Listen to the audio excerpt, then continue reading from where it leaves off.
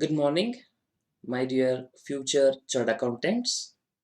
I hope everybody is doing great. First of all, can you please confirm that my voice is audible and PPT is visible?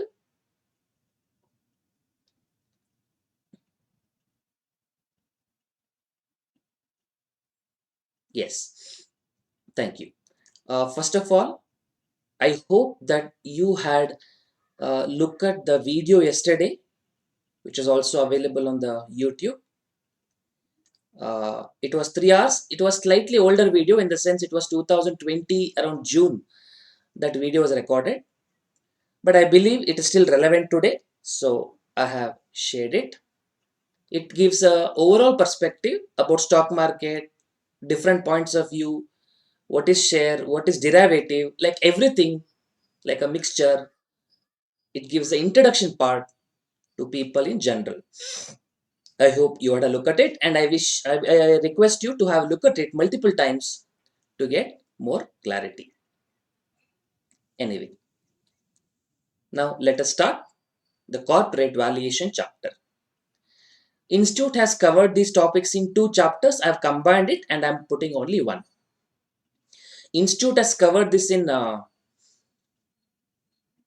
security valuation chapter, but I convert security valuation only for bond, took whatever equity part in security valuation and I put it here. And corporate valuation topic also I put it here. So this will be a combination of both the chapters relevant for equity valuation. So if you are keeping study material as the reference, you need to keep this in mind. Let's start with a lighter note. This photo was viral in social media a long time back, but even today it keeps rotating. But anyway, any idea what is this photo was all about?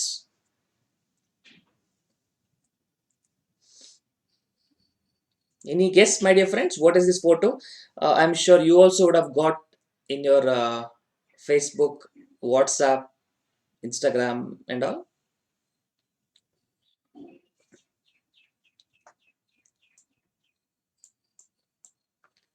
I think not many people know it. Okay, no problem. This was the situation where a person had forgotten his glasses, his specs, and and went out. Forgotten the glasses. And somebody, some photographer, confused it as a modern art, and everybody was looking at it. Imagine a forgotten specs was confused for modern art. Modern art. The point here I'm trying to tell you is, how do you really understand the value of something? We understood in bond valuation, okay, this is what I get, which is coupon and redemption price. I value it. Because the benefits are very clear, the price could be more or less obtained without much confusion. But when the values are subjective, how do you ascertain it? Uh, for example, if somebody asks you what is study material, what is the value of study material? I think I got this one picture in the internet. I'm putting it here. I think this might be very small still. CPT is now foundation. I think this does not have much of multiple groups. I think this was older version. I think now you have got multiple books, color books. For one subject, you have got multiple books. Maybe in my days, it was like this: one subject, one book, like that. And practice manual also will be additional thing. Okay. So the point I'm trying to tell you here is study material. What is the value of study material? I already give an example of calculator in the basics. What is the value of calculator? For some person, calculator may not be valuable at all. But for some person, like CS student, in an examination, it becomes more valuable. Valuation is a very subjective term. So how important study material is? I'm not sure if I told you this already, but I'll tell you once more. That nothing wrong in telling once more. Study material for a normal person, it is just the weight. It looks like weight. We can give it for kg. Newspaper and all, you give it for kg. You get some amount as a scrap value. For some people, study material is like that. How important study material it is. One situational, on a lighter note, example. One day, one boy in CA who is doing CA proposed a girl who was doing CA. Obviously, the girl rejected. Why? The girl said, "You are still doing CA. Your probability of passing CA is not much. And by the way, by the time and by what and all I see in you, you are not showing any signs also of passing the exam." Uh, Obviously, she rejected. She said the risk reward ratio is not favorable in my side. Risk is too much. Risk return is not much. So I rejecting the offer. A boy also said not a problem, because for CS students, failure is not a problem. Failure is our close friend. We see it every day. In office we fail. In relatives functions we fail. So those things is really don't bother us. We are used to that. He also did not bother. After some days, she asked him, "Can you give you study material?" He said, "Okay, take it. What, not a problem," because anyway he's not using it. And after a week or something, she returned the study material. Okay, nothing, but anyway he's not used it. Years have passed by. She had cleared the in first attempt itself. He did not. He took few attempts, but he also cleared the exam. She got settled.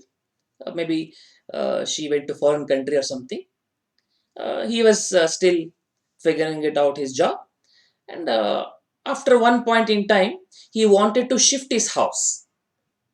So he was cleaning up everything, and study material, he was just moving from one place to another place. From the study material, one letter dropped down by chance, and he looked at that letter. Imagine what was written on it. It was written, "That day you proposed me. Sorry, I rejected you. I too love you. If you see this, come back and speak to me." What is the moral of the story? Please keep opening the study material. We don't know what and all it is there. Don't look for the letter, look for the problem, look for the important question. It may be study material, it might be previous year question papers. One question which comes as it is in the exam can change your life. Value of study material. It might be a fictional story, but I hope you are able to understand the importance of study material. Take care of it. Do use it. I know my book will consider all the problems. I try to make sure it is as comprehensive as possible. Even then, I will tell, please use study material. That is like Bhagwan. That is for us like Bhagavad Gita. Please do use study material. Nothing can substitute it. And all these private institutions, you can say, including me, is coming with lot of material. But still, your Bible, your Quran, whatever you call, should be study material. Don't go away from that.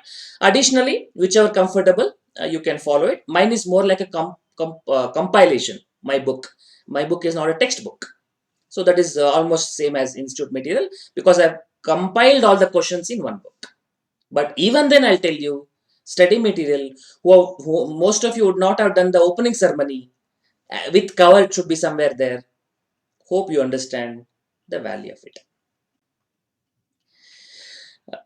This sentence I would have told you at the beginning also. Price is what you pay, value is what you get. This is the guiding principle that we have to keep it in mind even now in our chapter. You are valuing something in numerical terms, that is called as valuation. And there's always a balancing act between value and price. You see, Adani groups some years back to till year, if you compare, it's almost increased 10 times. Infosys is almost doubled. So it was not valuable then, suddenly it is become valuable. Subjective. Subjective. So different people have different opinion on this. So valuation is a very, very subjective element. And that too in your FR, how many values you find? Fair value, realizable value, fair market value, book value, written down value, so many values, replacement cost. In different situations, different values appropriate, and SF and FR considers. One index also is there on that value, that is uh, index on fair value measurement. An entire FR is based on the concept of fair valuation, looking ahead, whereas your AS is looking at more of cost oriented aspect. And I don't know whether you remember, I told you about water diamond paradox. I'll repeat once more. Water is most important for your life, but how much you pay for it? Hardly anything. Diamond, is it really important? No, right? Diamond is not really important, but you pay so much of crores, lakhs for it. What is the lesson you learn? So value or the price is not determined by how much it is useful to you. You pay so much for diamond just because of price based on demand supply relationship. There is no underlying value in it. If you're valuing shares of a company, we always look at fundamental aspects. We look at the ratios, we look at the cash flows, and we try to value that. That's called as intrinsic value approach, fundamental value, intrinsic value. But price depends on demand supply, and many people in the stock market now believe stock market is not really up because of the fundamental growth of the company. It's because of the liquidity injected by RBI, central banks throughout the world, because they're able to create the demand for the shares and price is sustaining. That is what their opinion. But anyway, so price is always a factor of market force, demand and supply, whereas value is different from person to person, situation to situation, scenario to scenario. So valuation is very, very subjective. See, valuation of shares, we are going to learn something. Valuation of bond, it can be done. How can you do value of things like cryptocurrency, Bitcoin? It does not have any underlying asset at all. How do you value it? You cannot value it. We really don't know whether cryptocurrency comes in which asset class. Is it in cash or is it in equity kind of thing? For investment, I mean. We really don't know the nature of the asset. And we have to value it in FR and give audit report after that. But point is, in cryptocurrency, there is no underlying asset. So only price is there, no value. It's just based on demand supply. If the moment demand is not there, the price is going to fall. The price is going to crash. The moment demand picks up, the price will come. So you can't do any valuation of cryptocurrency. You can only do pricing. I hope you're getting some point as to where we are heading towards. Coming to share valuation, uh, bond value, we were more accurate, more closer, because we know in bond what benefit we get, coupon, and what benefit we get uh, redemption value after a particular year. But in case of equity shares, I really don't know what do we get. You can say dividends, but dividends are not compulsory. There are so many companies who don't pay dividend, and what income company gets is uncertain. So valuation is a very uncertain business, subjective business. Different method we adopt. There is no one perfect method. Listen to me this point. There is no one perfect method in reality. Different methods are there. First of all, when valuation comes, when there is a buyer seller, effectively, let's say, in case of mergers, acquisitions, when you want to buy shares, venture capitalists, when they want to infuse capital, in those situations, valuation arises. Now, how do you ascertain the valuation? Uh, Two people will be sitting approx and trying to compute the value. So different valuation comes, and no one method is perfect. And practically what happens, they negotiate. Okay, this price, I mean this value, and whichever value which is acceptable for both the parties becomes then the price. Value according to me, they discuss, they negotiate, they bargain, then when both the parties agree, that becomes a price, practically. So in examination context, when we talk about value, it depends on information in the problem, we have to compute the value.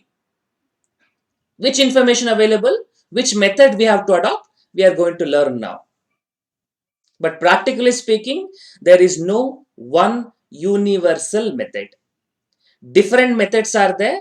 Whichever the number which is approximately acceptable for different methods is accepted in practical life as purchase consideration, as price to be paid. But in examination, we have to understand different valuation techniques. Whichever information is available, that valuation technique we apply in examination point of view. I hope you got the idea what is done practically overall and what is to be done from exam point of view, academically, theoretically. Any questions, my dear friends, till here?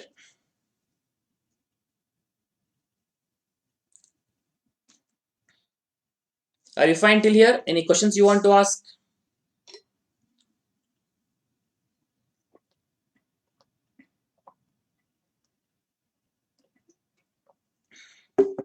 Okay, very good. Let's come to this valuation now. What is the meaning of theoretical valuation? Measuring in monetary terms, numerical terms. If there is acquisition happening, how much I have to pay to buy the share?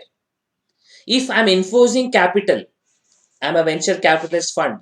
I'm putting the money to new days ventures like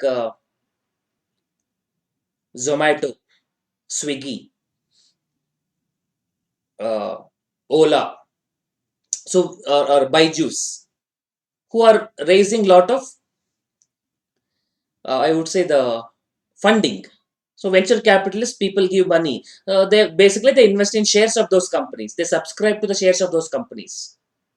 But how do they value those shares?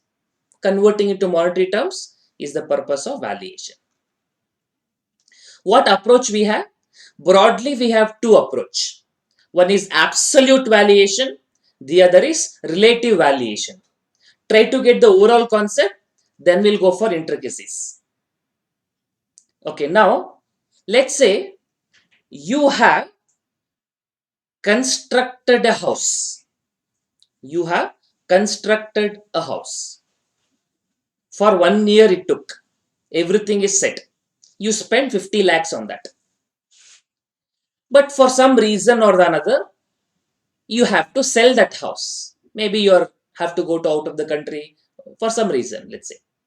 Now you're selling that house. At what value you sell? Will you tell, I have spent so much?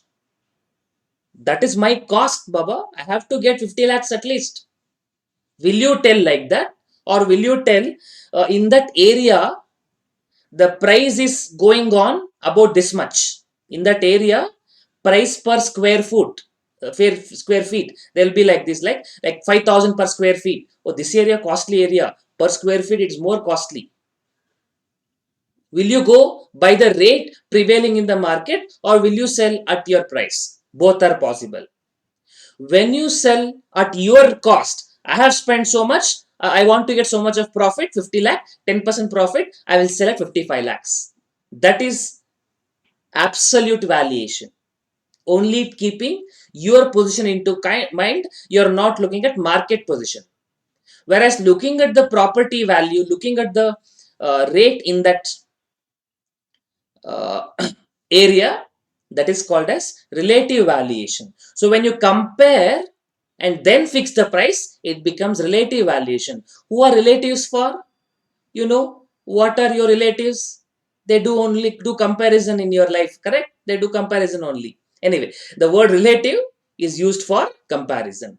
So absolute valuation is purely on your situation and cost, whereas relative valuation means with the help of comparison. See, for example, if two houses in the same area, one is 30-40 site, other is also 30-40 site. There is a house, there is a house. Do you think both will have the same price?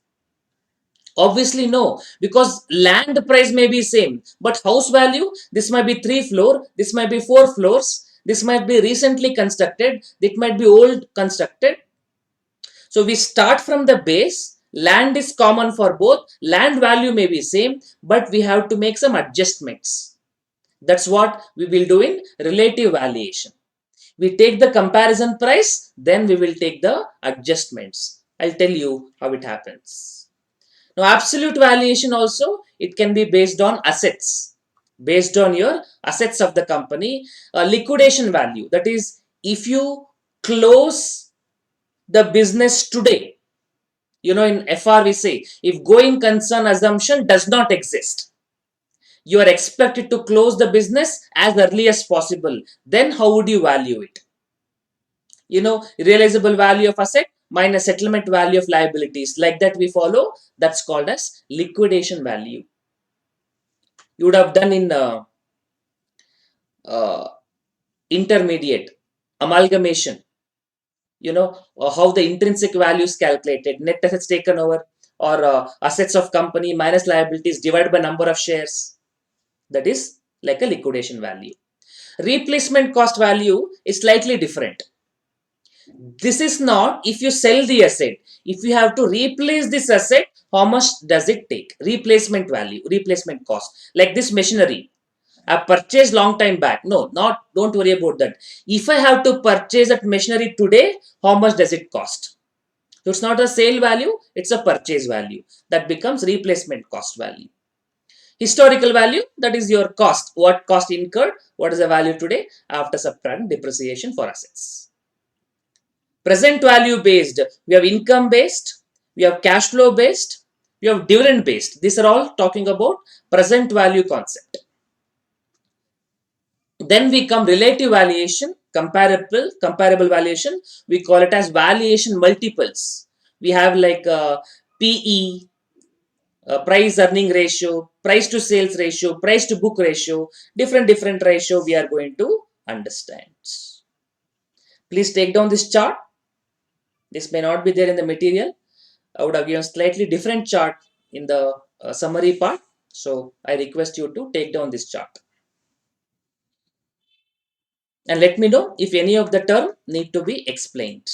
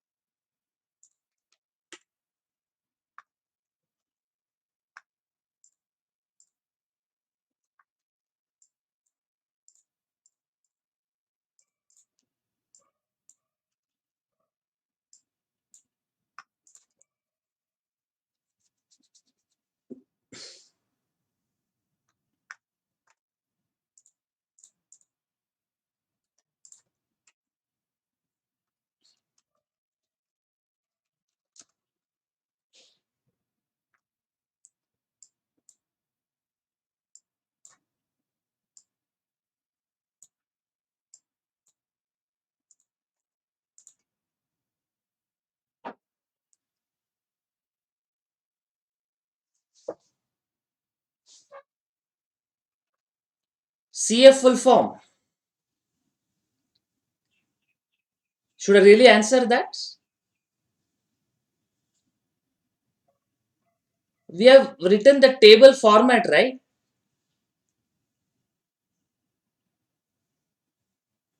We have written in bond valuation, so many problems we have done: year, CF, DF, DCF. Anyway, CF stands for cash flow.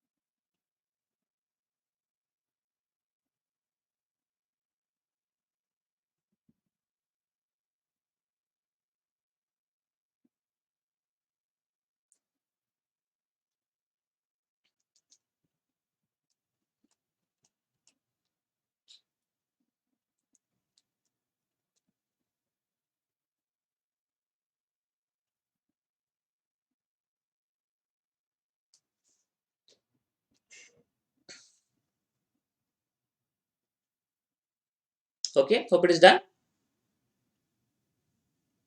Last line, uh, cash flow based, dividend based, replacement cost value, historical value.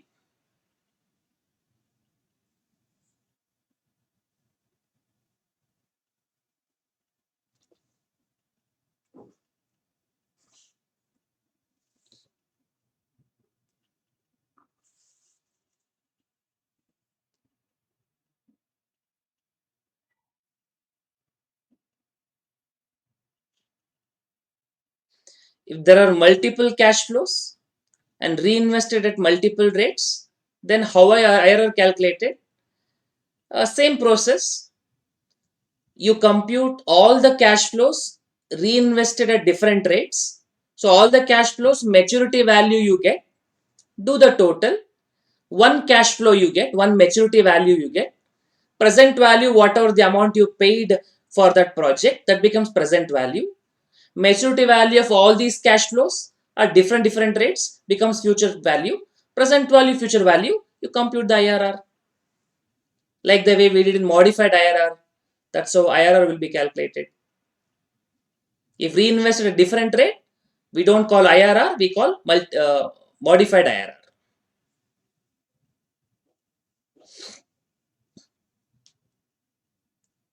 Okay, hope you got these charts.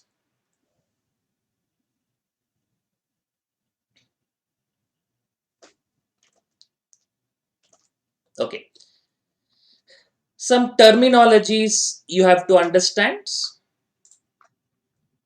Let's look at that. Value, present value, that is future cash flows. By applying discounting factor, by applying annuity factor, we get the present value.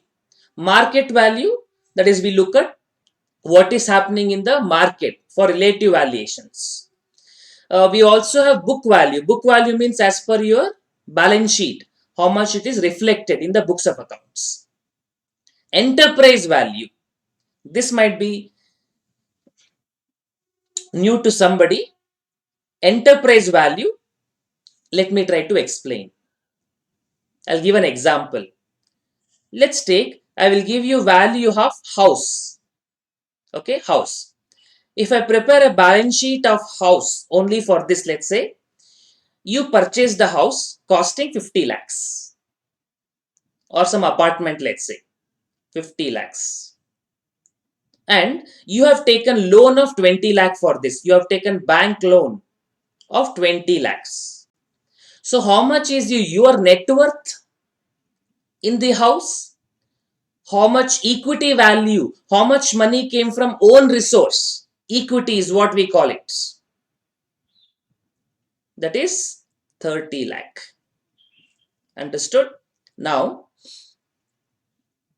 when you sell this asset, or for that matter, if you are doing a Grah Pravesham, that is a housewarming ceremony, if your relative comes, if they ask you, how much was the price?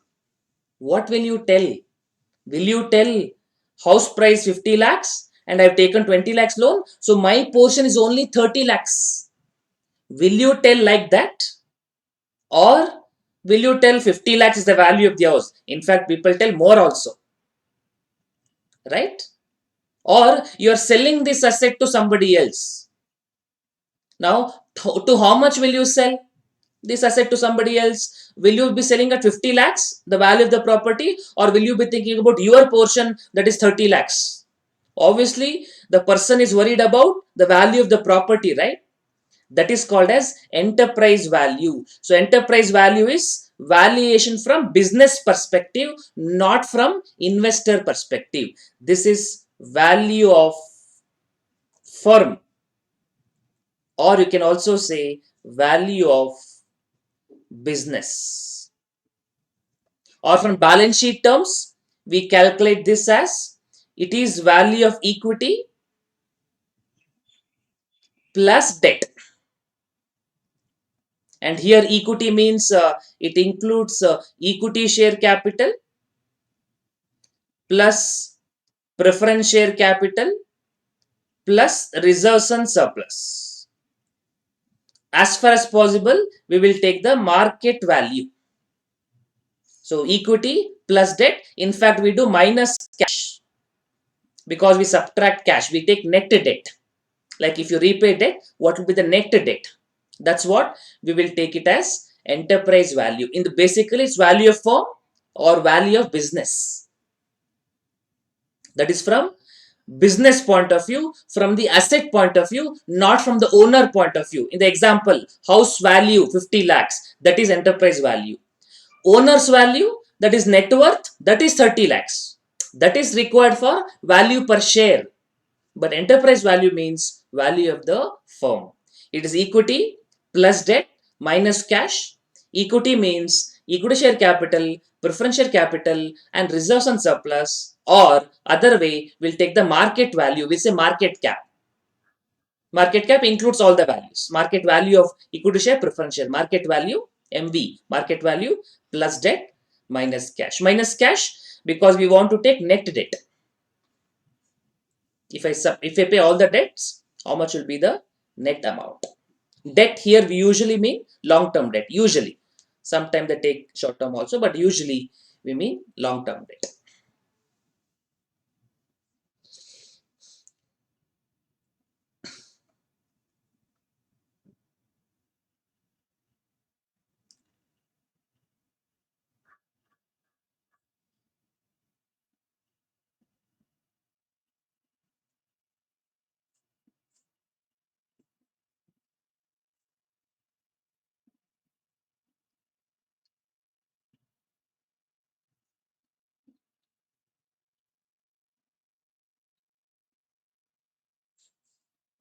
Okay, next. Next comes returns to be kept in mind while doing share valuation. One terminology, IRR. You know that internal rate of return? That is, uh, rather than thinking from the investor point of view, instrument point of view, implicit rate. We have done this calculation in the basics also. In bond valuation, it's called as YTM. Keeping the cash flows in mind, keeping the price in mind, you compute the returns. Like if I know I get 1 lakh after a year, today I have to invest 75,000. So my profit is 25,000. So keeping the price in mind, cash flow in mind, you compute the balancing figure as returns. That is IRR, internal rate of return, or implicit rate of return. This is from the asset point of view, from the instrument point of view, not from the owner's point of view. ROI, return on investment. ROI, return on investment, a very important aspect. When I invest so much, how much return I get? This is more like an expectation from investor point of view. So IRR is more like an instrument point of view, whereas ROI, return on investment. This is from investor point of view. You can say required rate of return, investor point of view. We also have the concept of multiples. Instead of dividing by the percentage, I can multiply by a multiple, like a PE multiple. I'll explain those. What is those concepts? To give you a simple example, if I do 1 lakh divided by, let's say, 8%, how much do I get?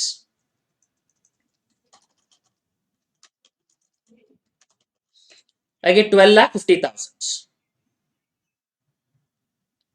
Or 1 lakh, if I multiply it by 12.5, what do I get? 12 lakh 50,000 only, correct? So dividing by 8%, multiplying by 12.5, both has same aspect. So dividing by 8%, where we use percentage analysis, IRR, ROI, and even one more, capitalization rate. These are all percentage basis. Or if I multiply it by 12.5, instead of percentage terms method, I go for multiplication method. That is valuation multiple. We have different valuation multiple like P ratio, price to sales ratio. We are going to learn all of those things. This is the some basic concepts you have to keep it in mind as far as the terminology is concerned.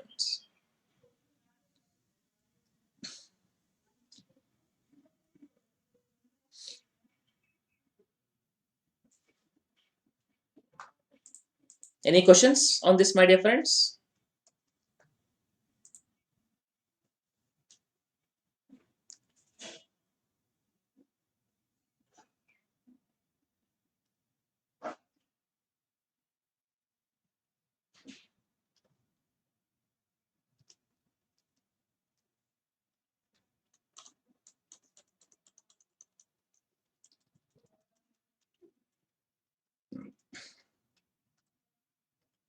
Okay.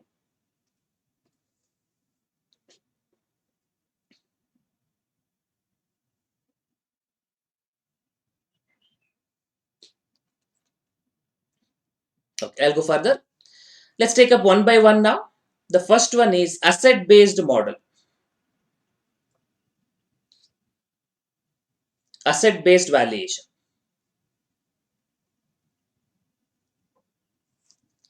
Lot of methods are there, lot of points to be considered. We will not be spending so much of time.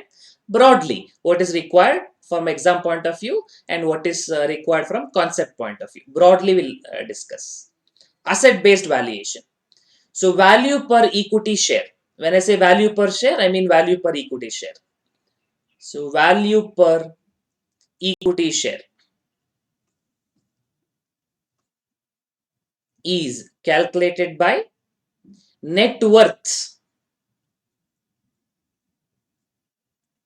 divided by number of equity shares. Because net worth is entire company put together, net worth equity shareholders funds, net worth nothing but equity shareholders funds,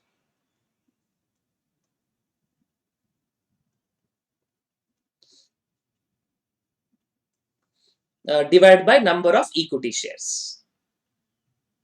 And how do we calculate net worth? I'm sure you would have done these things in your intermediate level amalgamation problems, correct? Or as I told you earlier, like a liquidation value. If the company has to close down the business today, then the market value of assets minus liabilities divided by number of equity shares.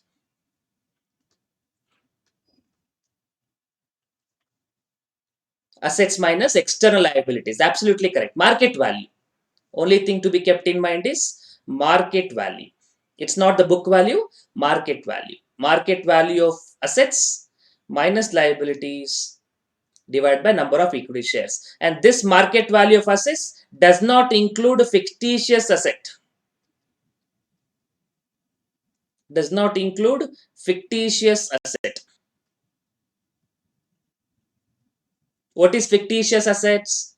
Your miscellaneous expenditure, discount and issue of debentures, those preliminary expenses not written off, miscellaneous expenditure unamortized, not written off. So they are called as fictitious assets. Fictitious assets are not part of assets because they are not saleable. Now, asset minus liabilities, you can also do liability methods in the sense equity share capital plus reserves and surplus plus any changes in assets, changes in assets and liabilities minus fictitious assets divided by number of equity shares.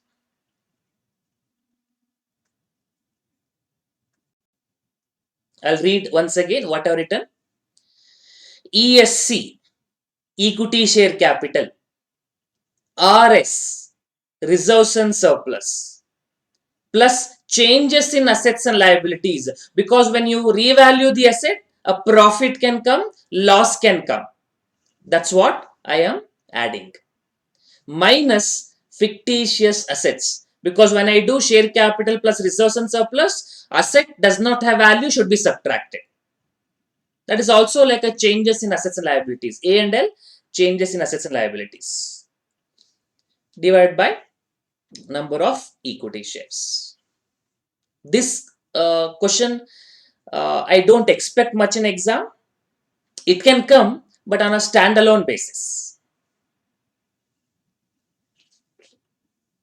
In the sense, it will not come as standalone basis. They will ask you many evaluation techniques. One of them could be this.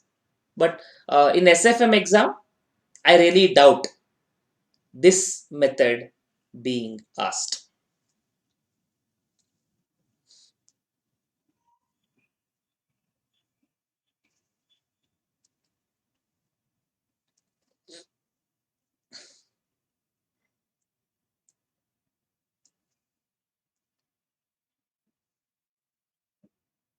Any questions on this?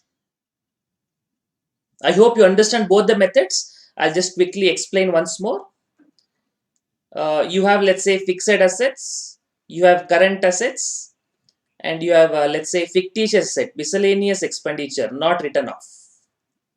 On the liability side, you have, let's say, equity share capital, you have reserves and surplus, and let's say you have current liabilities. So when I do fixed assets plus current assets minus current liabilities, asset minus liabilities, that is same as share capital plus reserves and surplus minus miscellaneous expenditure. Both are same, right? Asset minus liability, that's called as asset method of ascertaining net worth. Liability method is what? Equity share capital plus reserves and surplus minus miscellaneous expenditure. I don't consider liability because anyway outsiders, but the miscellaneous expense should be subtracted. Thereby, both will give us the same answer. Do you want a numerical to explain this, or will you understand this concept? I mean, this was supposed to be your intermediate level again, but anyway, I just explained. If you want me to give a numerical, quickly I'll show it to you, how both will turn out to be same.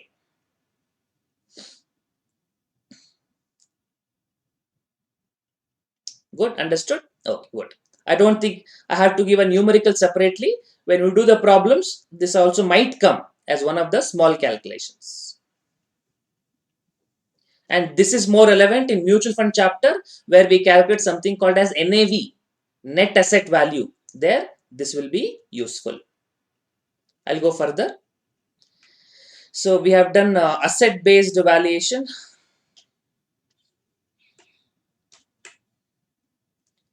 Liquidation value also will come, replacement cost, depends on how you take the different values. Now I'll go for present value based. To be specific, income based. Okay.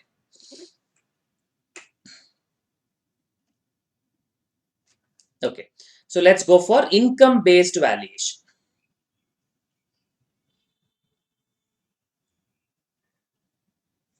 Income based valuation.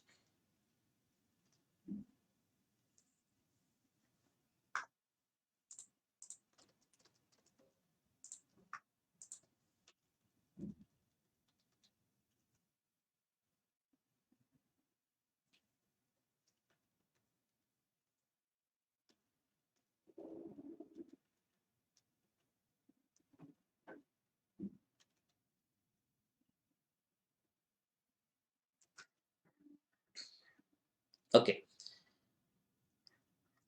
Valuation of business.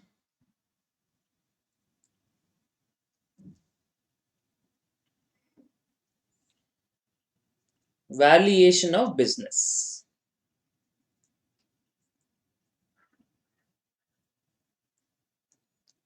This income based calculation is also called as earning capitalization. Earning capitalization. Earning, that is income, you are converting it to an asset value, investment value. So we are converting earning into capital.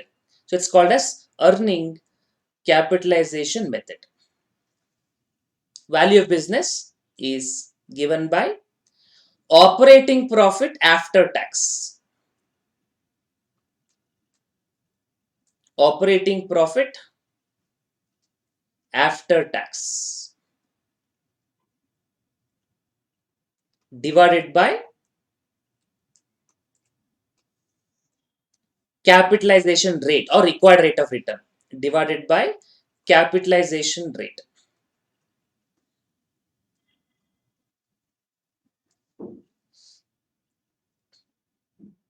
Operating profit after tax means you can also say EBIT into 1 minus T.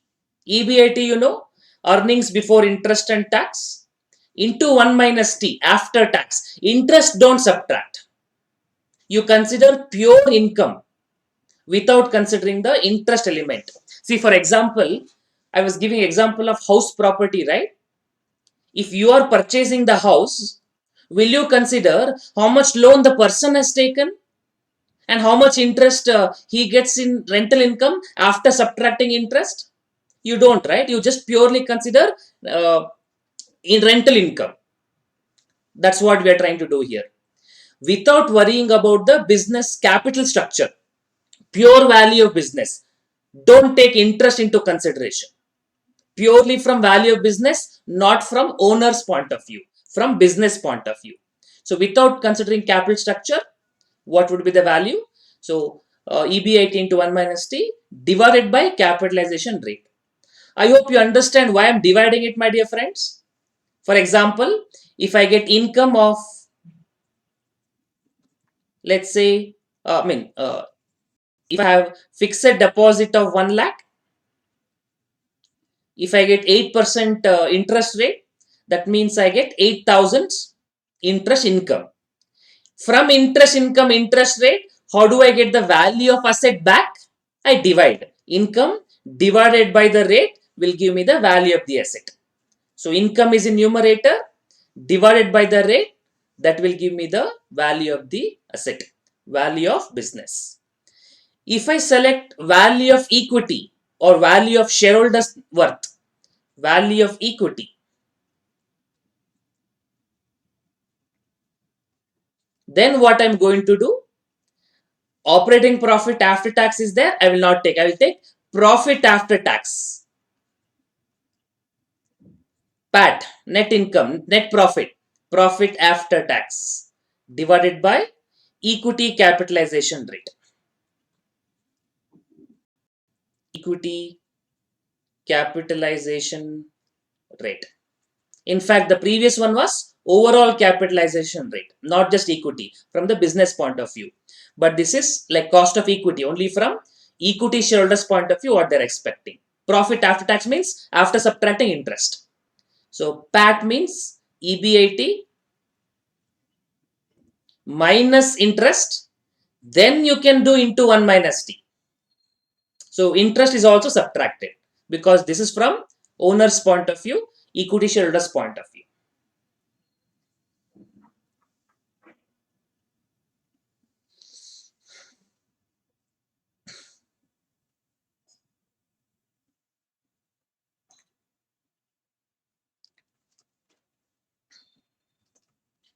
There's also two more name which they can give you. So let me do that also. One is called as earnings yield method. Earnings yield method and dividend yield method.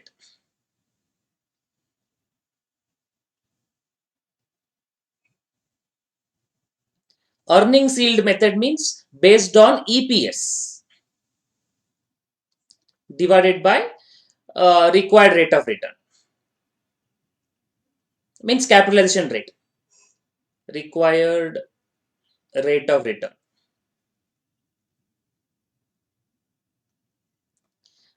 Dividend yield method means DPS, dividend per share, divided by required rate of return.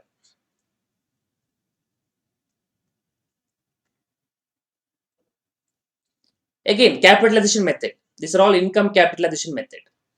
EPS, some people also calculate like this. Paid up amount, paid up value multiplied by actual return.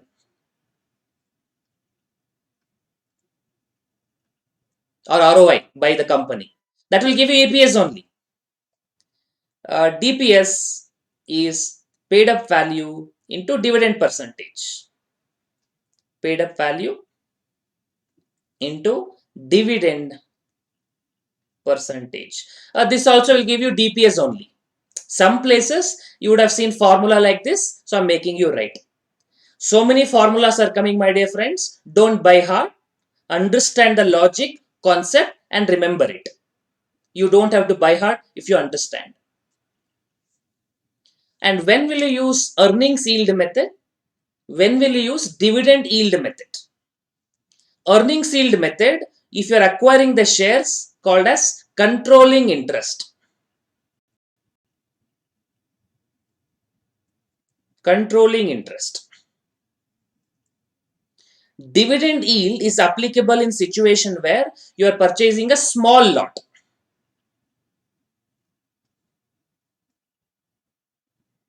Small lot. I'll explain that. You write down, I'll explain all these things.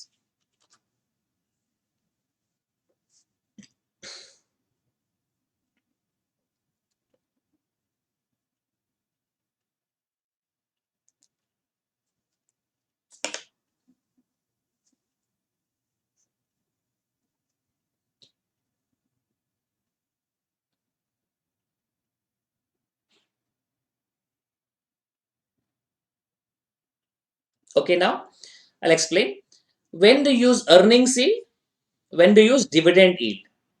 If you are purchasing, let's say 2 shares in a company, 5 shares in a company, or 1,000 shares in a company out of 1 crore shares, are you a major shareholder? Obviously, no. So, will you have the control over the company? Obviously, no. So, what is available to you then? Only dividend will come to you. That is why dividend yield method. Dividend is the income for shareholder who is a small shareholder. But if you are having planning to acquire controlling interest, you see it will come in your FR consolidation chapter. A company acquired 80% of the shares of another company, thereby holding subsidiary relationship is obtained. Or in some cases, in individual acquires 30% of the company. Narayan Murthy acquires 50% of the company, 30% of the company. Even 30% when you acquire, you may become a major shareholder. You control the company's operations. Control. You get the control. So when you control the operations, more than dividends, earning becomes important, an area of concern for you, because you control the company, you control the earnings, whether to be distributed or not. So earnings is in your control. So if you're acquiring controlling interest, earning yield method is appropriate. If you're purchasing a small lot of shares without any control, then what is available to you is only dividends. So dividend yield method is appropriate. Hope written down till here. Let me know if you have any doubts.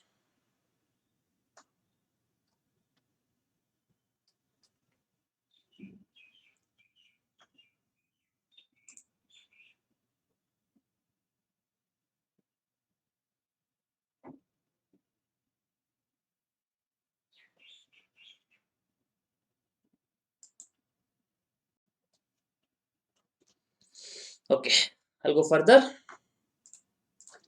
This method has come in the exam, especially the first one. Valuation of business can be asked in exam. We'll try to do some problems also when we look at it. Okay, so what we have done is income based, asset based. We have to go for cash flow based, present value based, cash flow based, and dividend based. I'll come to it little later because we are going to discuss separately called as dividend theories. But before that, let me tell you valuation multiples method. This is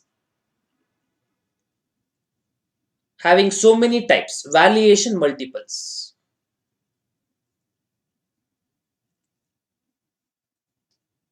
That is relative valuation basically. Relative valuation.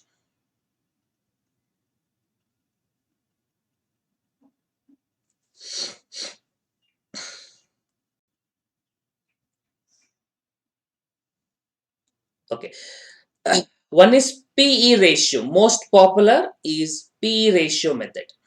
P ratio multiple or P multiple. We'll say PE multiple.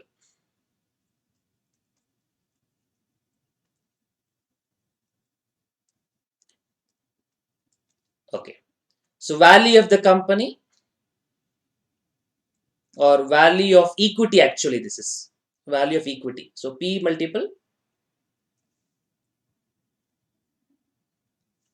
If you want to calculate market price per share, estimate market price. Okay, these are all estimated, not actual, estimated. Estimated market price per share is estimated EPS multiplied by PE ratio. Or you can also do total value, that's called as market cap. Estimated, again, market capitalization, market value is estimated profits, estimated profit after tax multiplied by P ratio.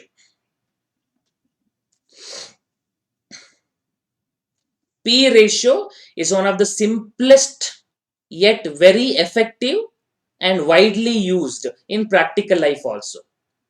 This is going to come in so many places when we do merger chapters. P ratio.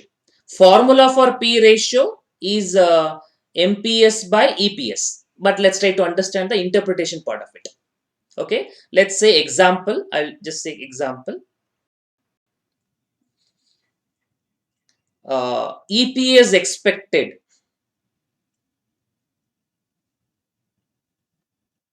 let's say, is 80 rupees per share, 80 per share, and the stock is trading at P multiple of 10 times in the past. P multiples in the historical time, 10 times. So what is estimated market price?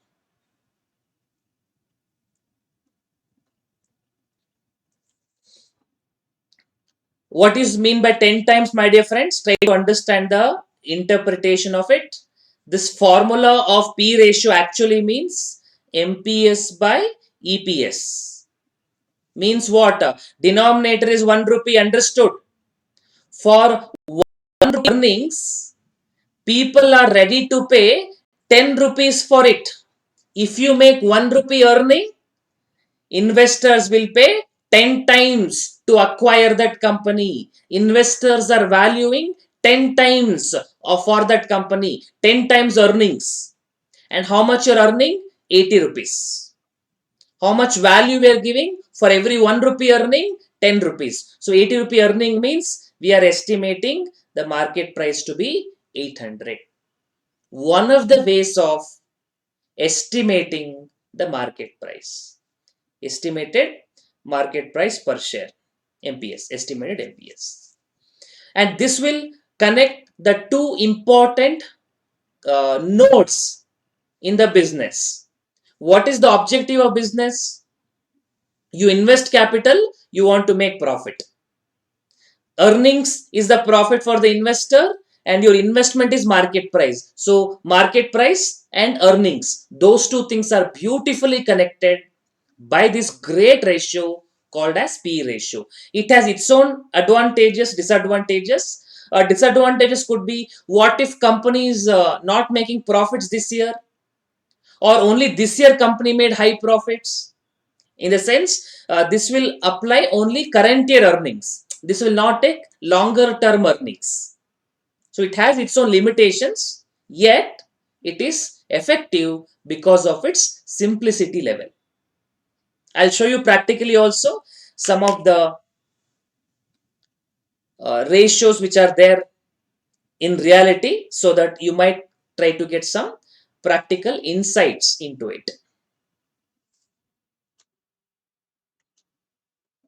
Or let me do one thing. I will complete this valuation multiple, then I'll take you through the website to make you understand what are these practical ratios are. But any question you want to ask on P multiple? A very important ratio.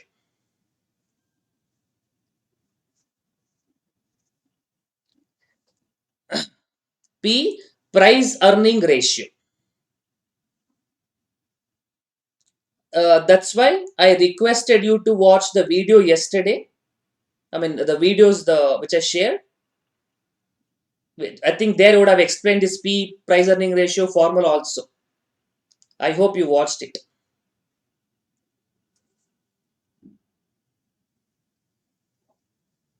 P, price earnings multiple.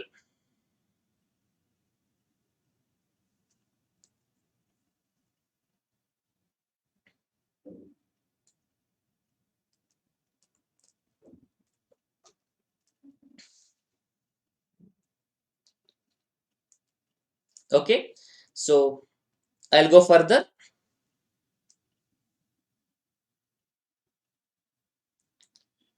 Next, we have price to sales ratio. Price to sales ratio.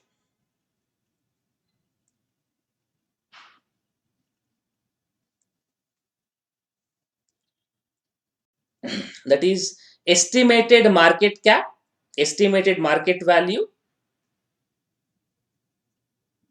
estimated market cap is uh, whatever estimated sales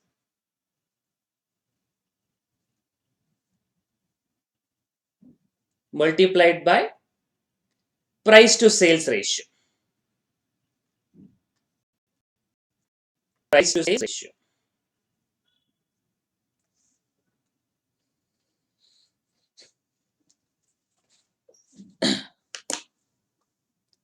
In P multiple method, estimated earnings is multiplied by PE. Earnings multiplied by the ratio multiple. Whereas in price to sales, I take the sales multiplied by the price to sales ratio. Price to sales ratio, sales divided by market value. Historically, we calculate, then we apply on future projections.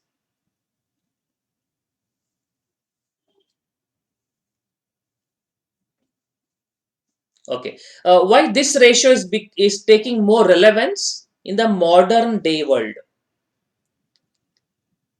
If you look at so many companies, new age technology companies, they are not making profits. Ola, Swiggy, Byju's, Cred. You have seen Rahul Dravid advertisement getting stuck in a traffic. It went viral. The product he was advertising is for Cred. They never made 1 rupee profit. Now, even Paytm example you can take. Flipkart, they sold the business for a very big value few years back. Bansal, Sachin Bansal, other person, I don't remember the name. They never made profit. But when they don't made a profit, how do you value those business? Traditionally, traditionally, we follow DCF, discounted cash flow method, or earnings P multiple method. Even today, you can have a mindset, if business is making profits, that business is more valuable. More profits, more valuable. Simple, definitely true. But challenge comes.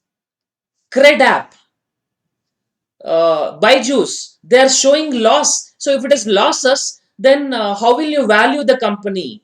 Those companies, those business are valued not based on the profit they show, especially when they go for fundraising from venture capitalist, angel investor. They don't go for profit calculation, they go for sales calculation. They say this is edutech world, education technology. And in education technology, if you look at other companies, sales to price ratio, other companies in the competitors business, sales to price to sales ratio is 20 times. I've shown, don't look at my profit, I've shown profit of 1 crore 20 times. So my business is worth 20 crores. Understanding? I will take my sales, I will take the industry price to sales ratio, multiply, and I get the value of business.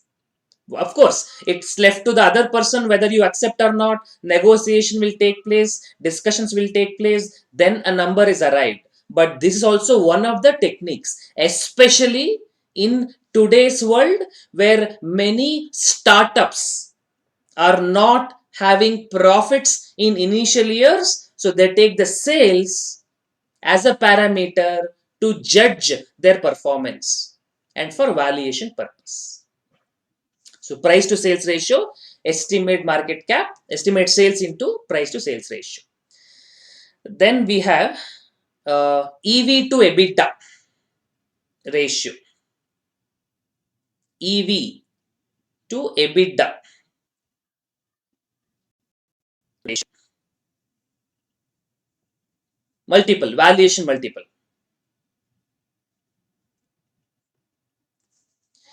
EV stands for enterprise value. We have already discussed it. Enterprise value means thinking from the business point of view, not from owners, not from investor point of view. EBITDA, EBITDA, earnings before interest and depreciation amortization. EBIT, before interest, before tax, before depreciation, before amortization. So basically they're trying to understand what is gross in cash flow from operations before depreciation and before tax and before interest, just like a gross operating profit. EV to EBITDA, they're trying to compare. EV to EBITDA ratio, this is estimated enterprise value. Estimated enterprise value.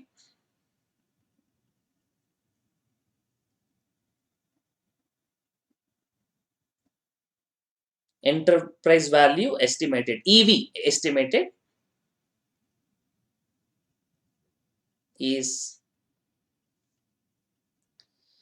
whatever estimated EBITDA of the company,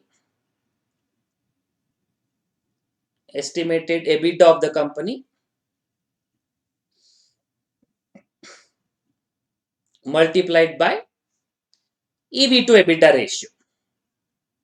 EV to EBITDA ratio.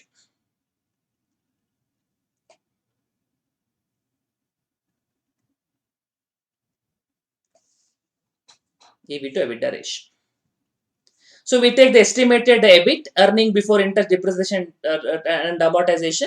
We multiply it by this ratio. This ratio, where do you get? You get from competitors, or you can take it from a previous year average. You get that ratio. That ratio you multiply with estimated EBITDA of the company or current EBITDA of the company, you get the enterprise value. So you know enterprise value means value of the firm. From the value of the firm, you take out the value of debt, value of net debt, you get the value of equity. So if you want to calculate value of equity,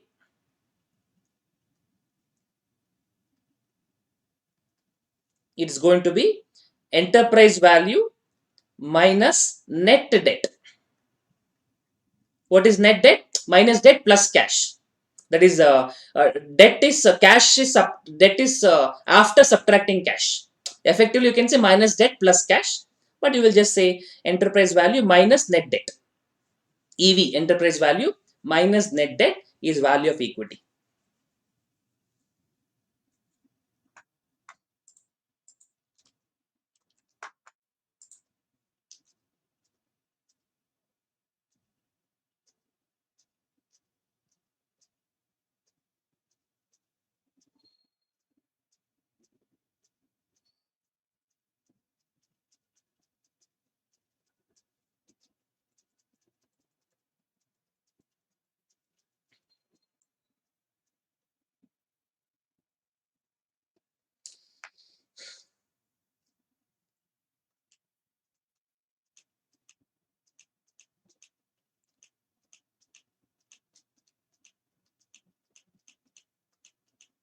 Okay. So hope you understood some valuation multiples. Many other multiples valuations also there, but mainly these are the three important things. I know practically because I've worked with very many venture capitalists. They do like value of company, value per user basis. They don't ask what is your sales. They don't ask what is your EV to EBITDA. For example, Cred app, no? Cred. Forget about profit. They don't even have sales. They have zero sales, at least as of now, because they're not charging anything to the customer, but they're spending money. Even you can say Reliance Geo, initially zero sales, right? Then they started charging. So when you don't have sales also, price to sales also becomes zero. Then how do you value those business which are yet to start their sales, but they started incurring expenditure? Then we will have one more method, price to users. How many users you have? For that I will pay. Technology, no? Everything is based on subscription. Everything based on number of users. Oh, you have so much of users? Okay, we will give you so much of funding. We will value the company like this. Okay, that we don't have to go now. This much is sufficient. But be aware, practically there are many more methods. From exam point of view, this valuation multiple, these three you keep it as important ratios. If anything else is there, they'll give in the question itself.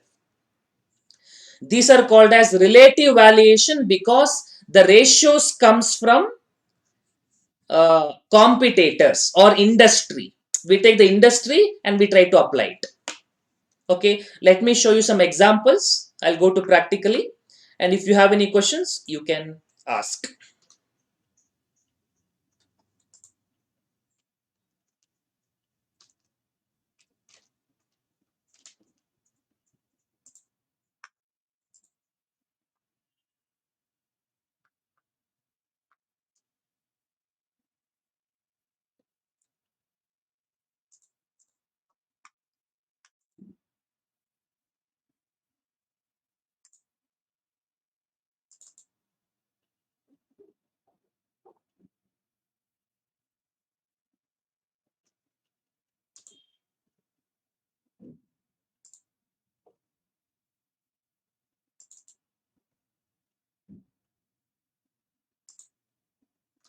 Okay. My dear friends, I hope the internet is visible now. Google page. I'll just go to website called as screener.in. I hope you're able to see this page now. Yes. Many websites are there. I'm using Screener, so I'm just sharing it with you. I'll go to, let's say, a company like Infosys. Look at their P ratio. Stock PE. What is the P? 32.6. Can you see that? Please confirm. Stock PE 32.6. You can see, right? That number. Stock P 32.6. What does it mean? If company earns 1 rupee, the shareholders are currently ready to pay 32.6 rupees. Let's look at their peer ratios. Look at TCS. TCS, they are ready to pay 36 rupees P ratio. So, who is more popular among the investors now? If Infos make 1 rupee profit, investor will pay 32 rupees. If TCS makes 1 rupee profit, investors will pay 36 rupees. So TCS is commanding more valuation. TCS is commanding more valuation. So TCS is more confident. I mean, investors are more confident in earnings of the TCS than earnings of Infosys. On the other hand, people also will analyze like this. They try to identify which shares are available cheap. One of the ways of analysis is this, that is P ratio method. So if Infosys grows well, just imagine Infosys also commands a better valuation. If it comes to TCS, that means Infosys also will be valued higher now. So some people, okay, let's buy Infosys now because it is available at cheaper. Or even look at HCL technology, only 24 multiples. Whereas if you take the average of this number, let's say it comes to 30. Just a numerical example. So we say HCL technology, P ratio is only 23. Okay, let's say 24. But industry average is 30. And HCL technology are having good leadership, having good growth, showing good performance.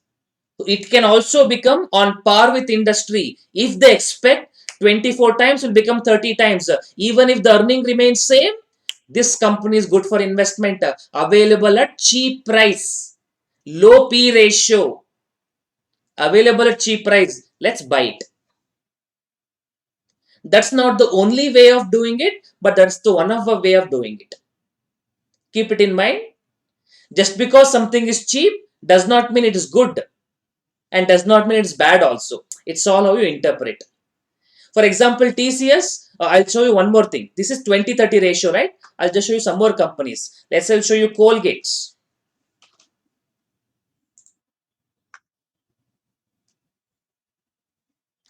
What is that P ratio? Colgate P ratio is showing 45 times. Look at its competitor, Hindustan Unilever, 68 times.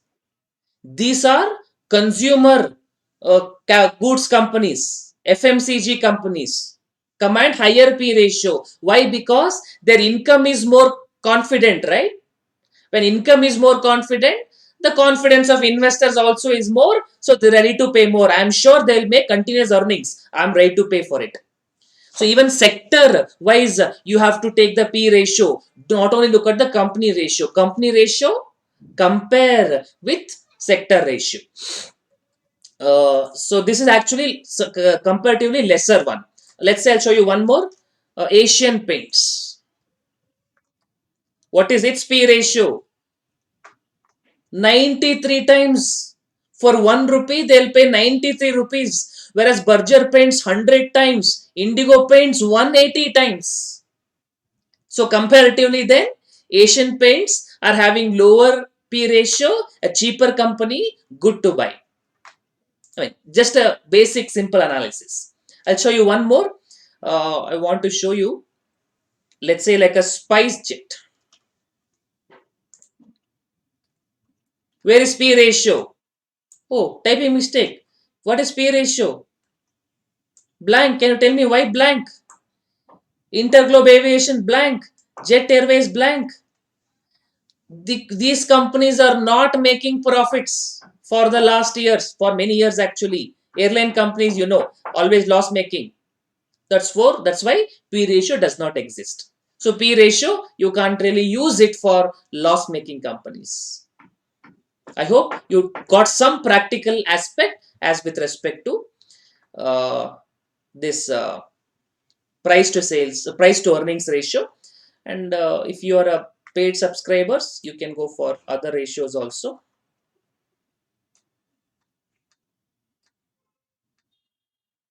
You can also look at the P ratio graph, how it was. Anyway, I'll just see if I can add price to sales ratio. Huh. Oh, one more was there, correct? Price to book. I forgot to tell you that.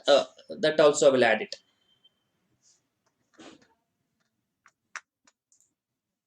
I'll look at D Marts, Avenue Supermarkets.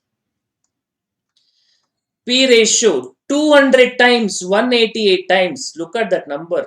Look at the valuation. It's very costly valuation we see. P ratio 198 times.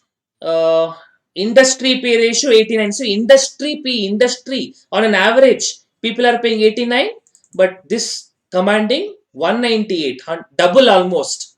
That means this company is costly, high valued company. High valued company, good or bad? Some people believe too much costly. I will not go to that. Or some people think it must be costly. Why? Because it is good. Let me go and buy it. Interpretation works both the ways. Uh, P ratio, I thought I've added price to sales.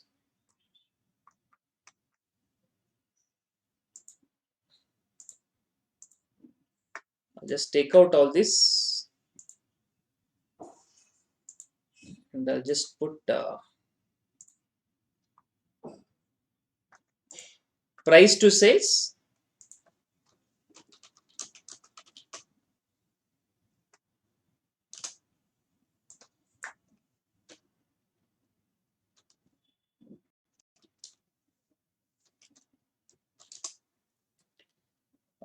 Price to sales. Then EV to EBITDA I have to add.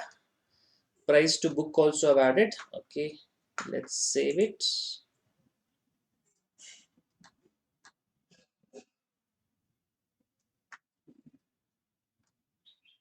Price not coming.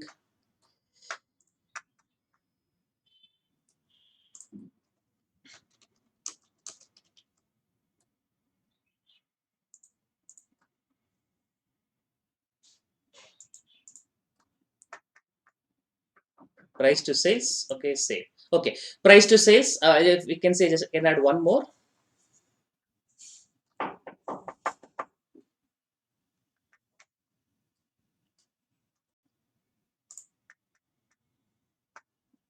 EV to EBITDA. Okay, I'll just add one more. Then we can go back to theory.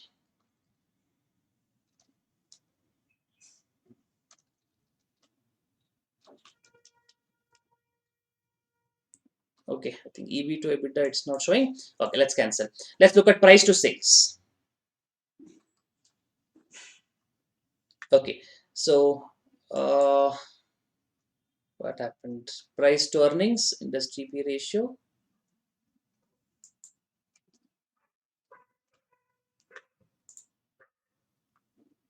Why price to sales is not coming? It's there.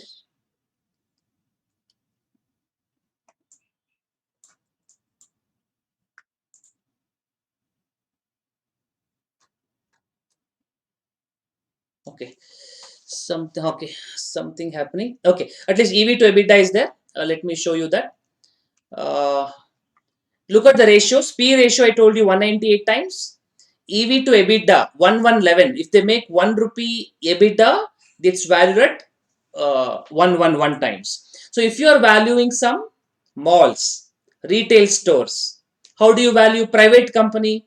They don't have this ratio, or for that matter, some other retail company.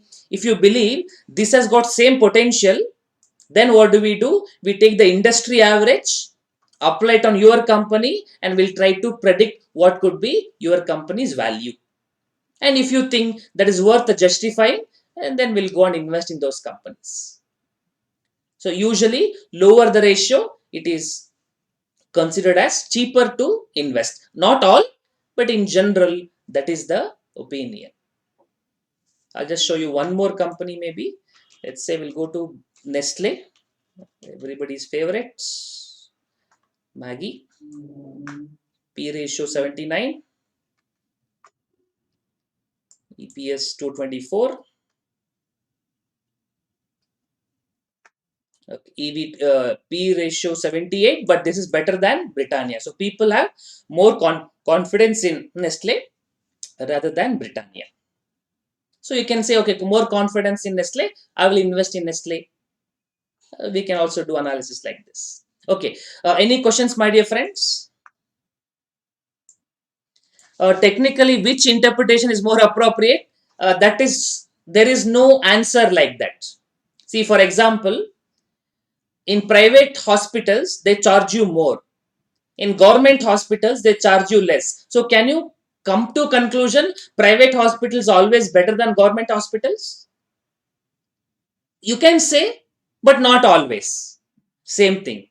When some price is cheap, now normally we say some P ratio is less, we say it is cheaper stock to buy normally, but not always. Cheaper stock to buy maybe because the stock is not having good confidence. It's not showing consistent earnings. Maybe management is not good. That is why something is cheap. So we can't really say one answer is good, even technically. It is depending on other aspects. But if all other things remain same, if you assume other things remaining same, then you can say lower P ratio, good for investment. But you have to consider other aspects like management of the company, confidence in the business, revenue model. So when you consider other ratios into consideration, then you may think even though it is costlier, that may be still good. So this price is always subjective interpretation. Any other question you want to ask?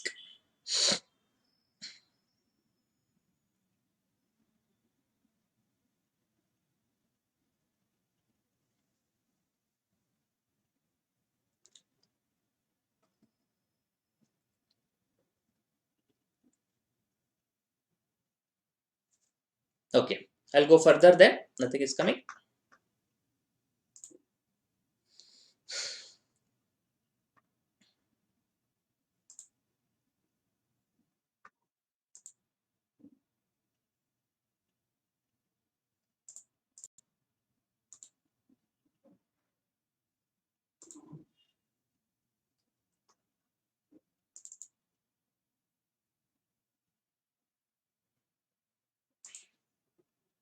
Okay, I hope you can see the PPT back. PPT is visible, right?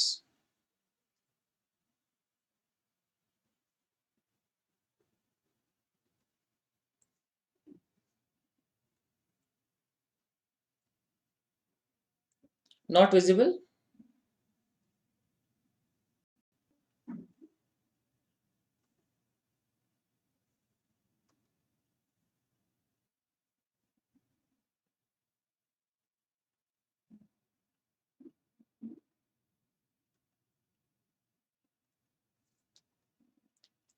It's now visible? Okay, fine. Okay, so one more ratio is there. That's called as price to book ratio.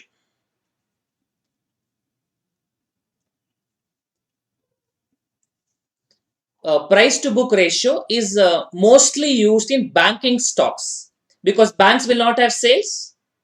Banks EBITDA concept not really there much because you can't ignore interest in banks. So for banks, price to book ratio is more appropriate. What is price to book ratio? I'll give you the formula.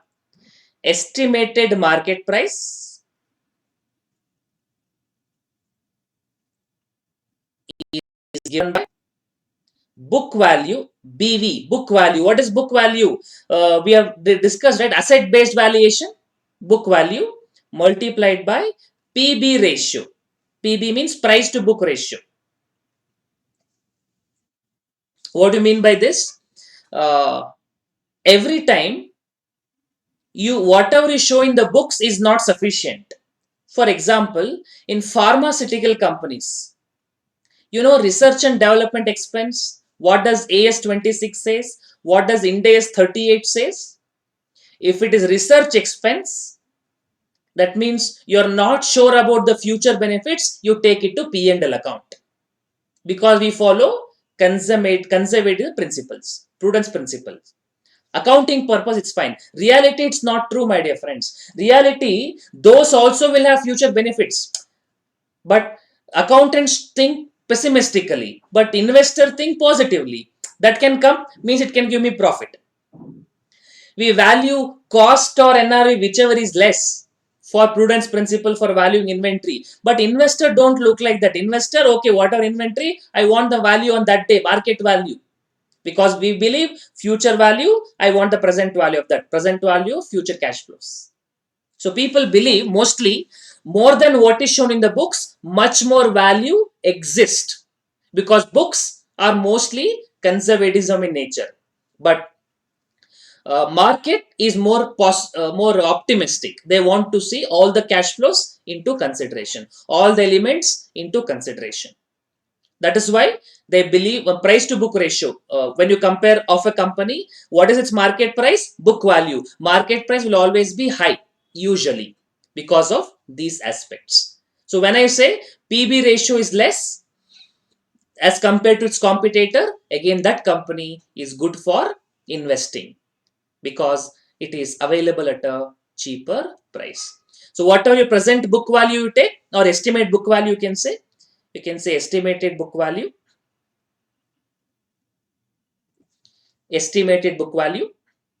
multiplied by whatever the PB ratio, or your average PB ratio in the past, or industry price to book ratio. That price to book ratio you apply on your book value, you get the estimated price, typically applicable for banking and financial service companies.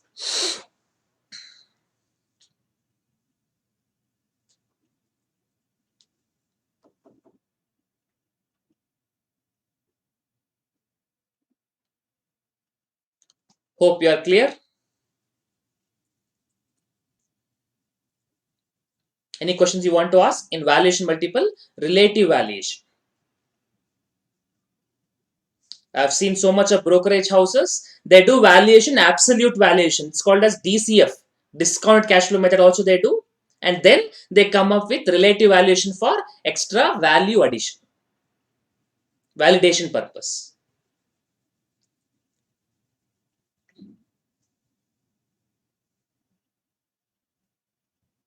Okay, I hope you have got it till here. Let's take a break. Then we'll go to other models.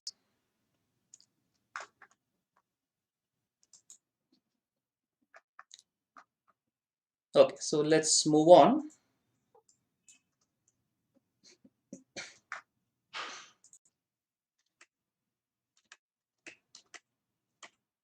So what and all we did? Asset based valuation we understood. Income based valuation we understood. Valuation multiples we have understood. So what is pending now? One is cash flow based, and the other is dividend based valuation. Let's focus on dividend based first, then we go for cash flow based valuation.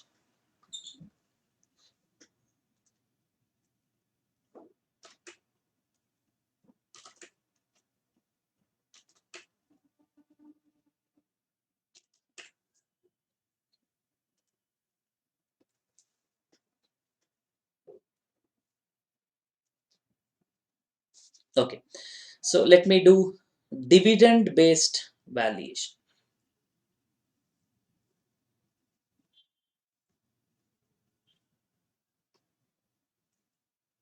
Okay, or dividend theories.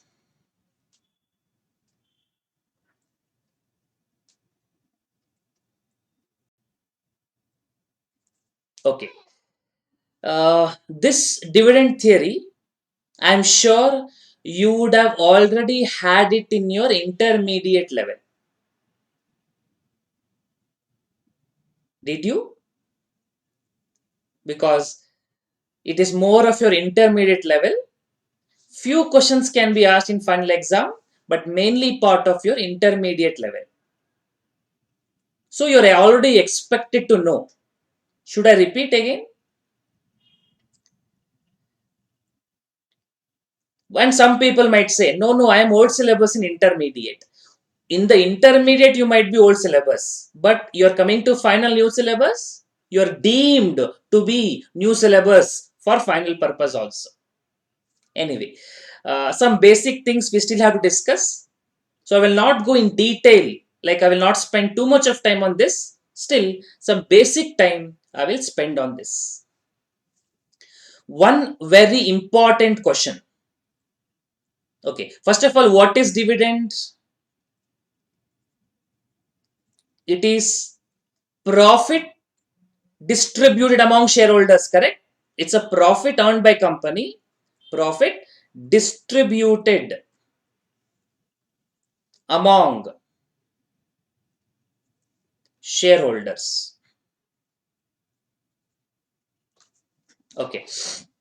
One interesting situation I will ask you. You tell me about the answer. Let's say Mr. X becomes a shareholder of a company on 1/4/2020. He is a shareholder throughout the year end, that is on 31st March 2021, and on 10th of July he transfers to Y. 10th of July, X transfers to Y. X was a shareholder throughout the year. On 10th of July, he transfers to Y. On 15th of July 2021, company pay dividends. Company pay dividends. They pay dividends.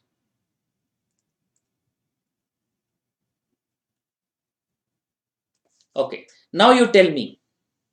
Dividend, of course, relevant for the year 2021. You know the concept of dividend payment. Now you tell me who will receive the dividend.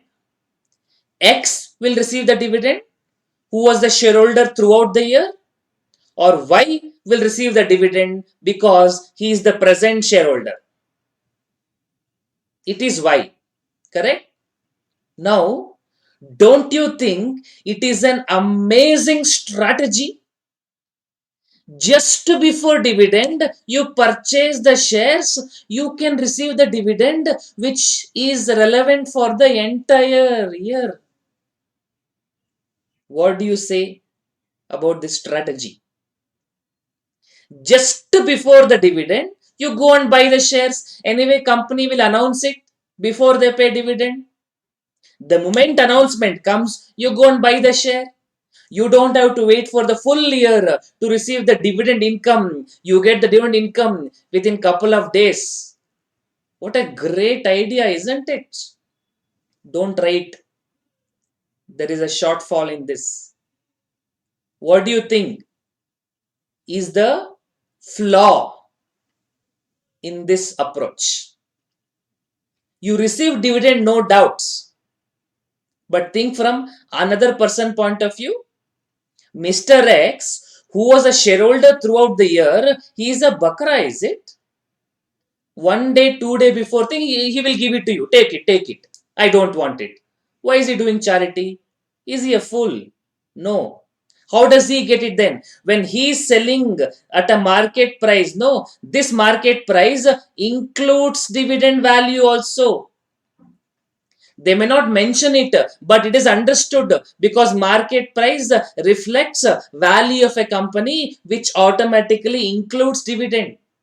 And the moment the dividend is paid, you are happy. You get dividend. But you know what happens? Immediate next day, the share price will fall. That's called as ex dividend date. So you are not getting any benefit. You get dividend income, but in the shares, value will fall. Overall, your position will remain same.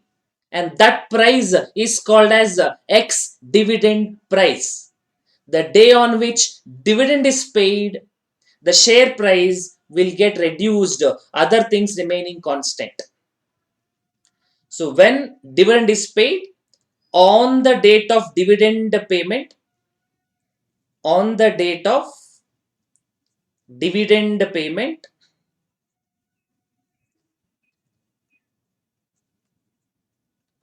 share price will reduce. Share price will reduce. And this is called as ex dividend price.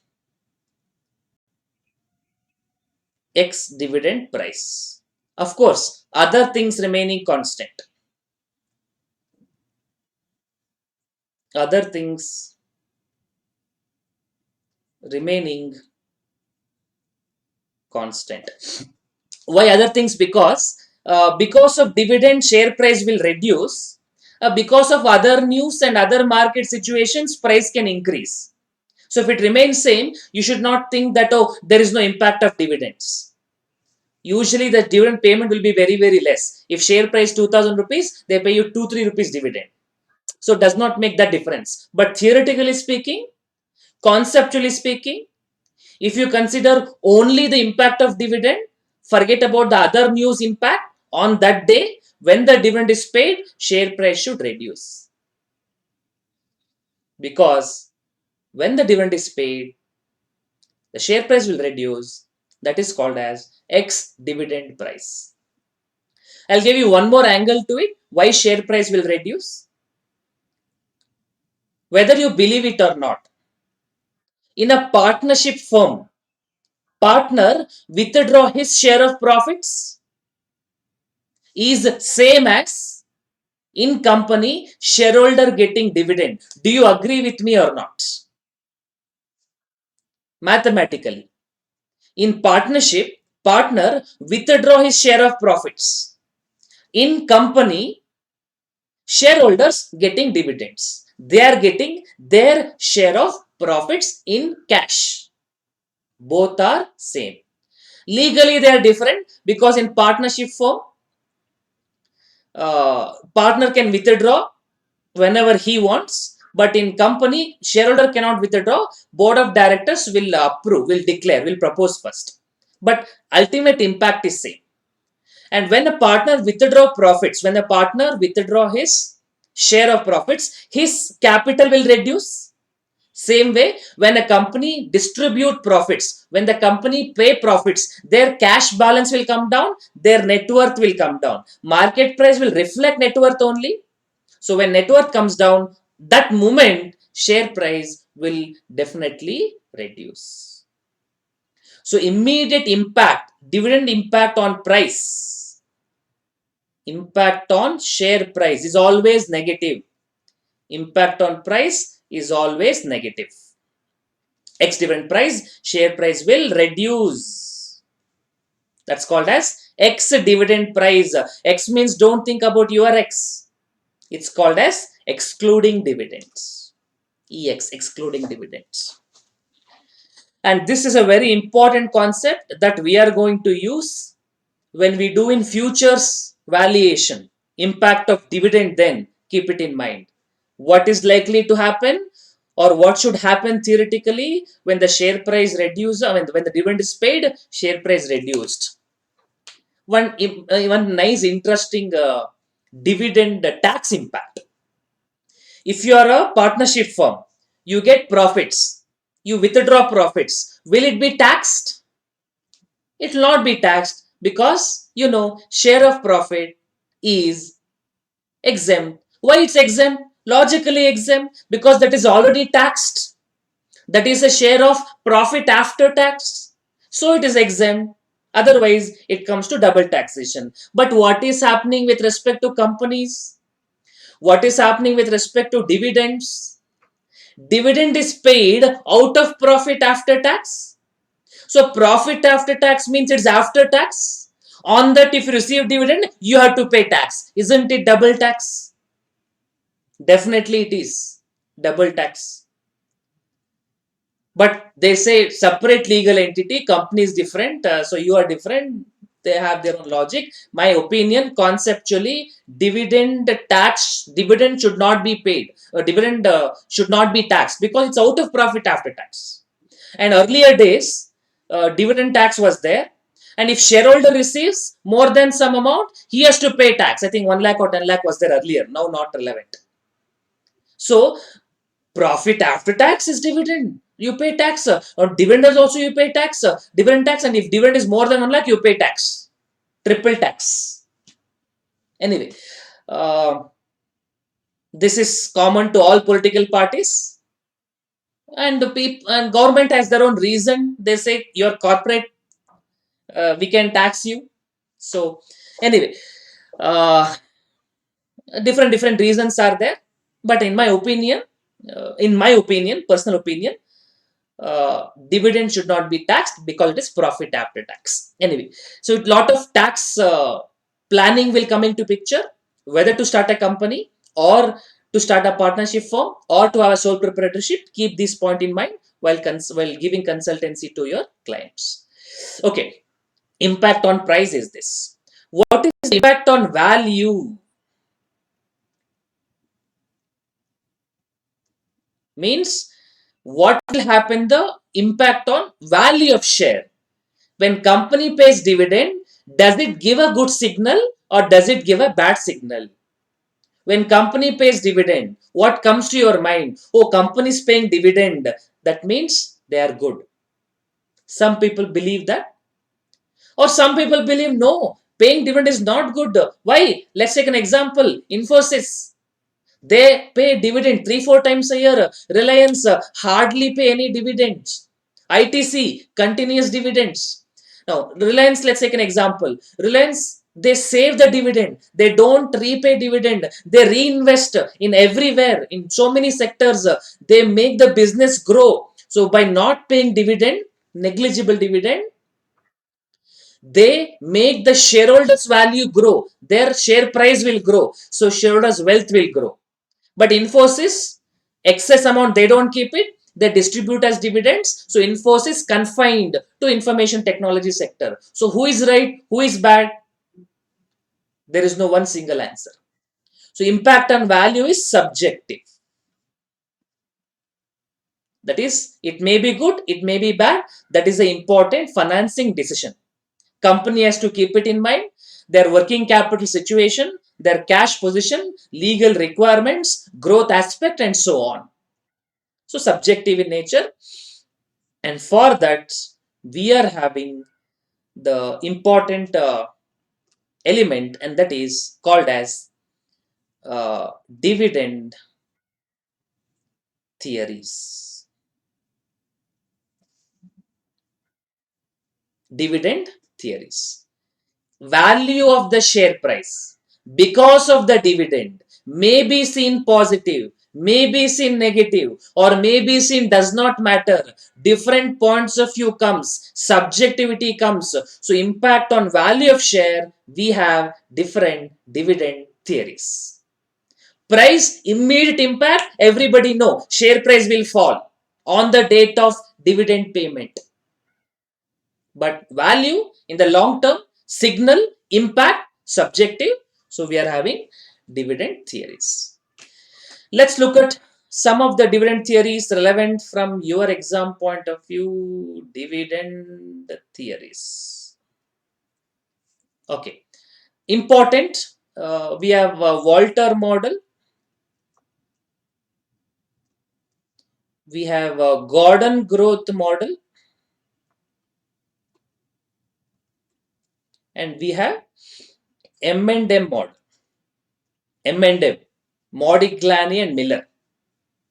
Important is Gordon growth, because that formula we are going to use in many places, including cash flow based valuation. So Walter model, what does he says?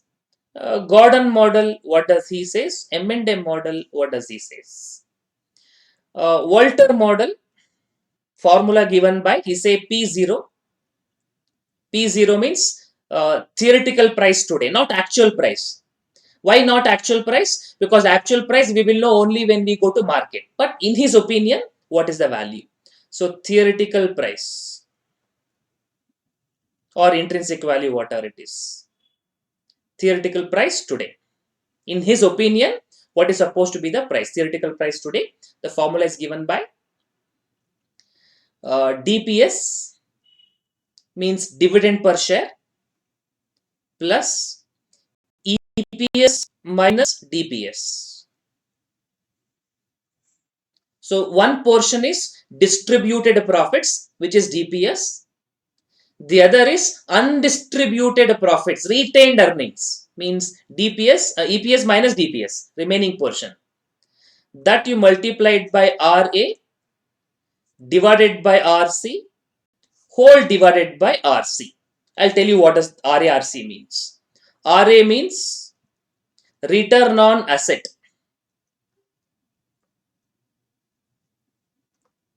Generated or to be generated by company,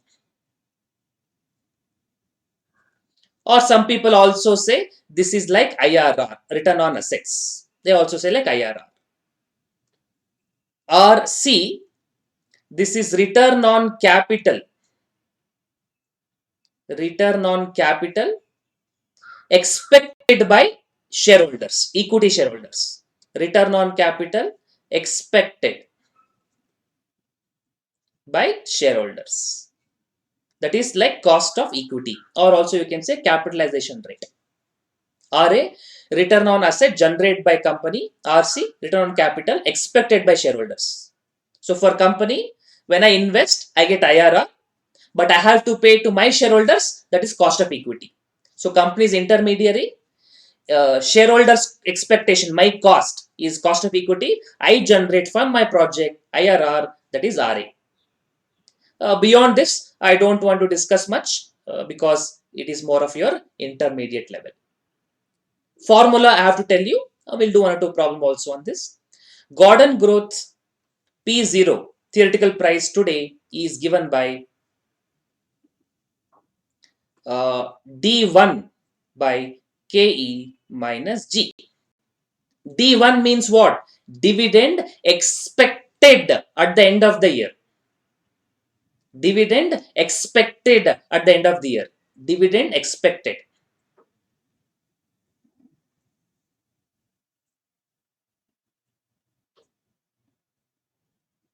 Dividend expected. And D0, we can also write D0 into 1 plus G by KE minus G. KE, you know, cost of capital, cost of equity. KE is cost of equity, actually same as RC in the Walter model, cost of equity. G stands for growth rate in dividends. Growth rate in dividends. And growth rate, do you remember in the basics I would have talked about this? What is the formula for growth rate? Do you remember what is the formula for growth rate? B into R, correct? B stands for retention ratio.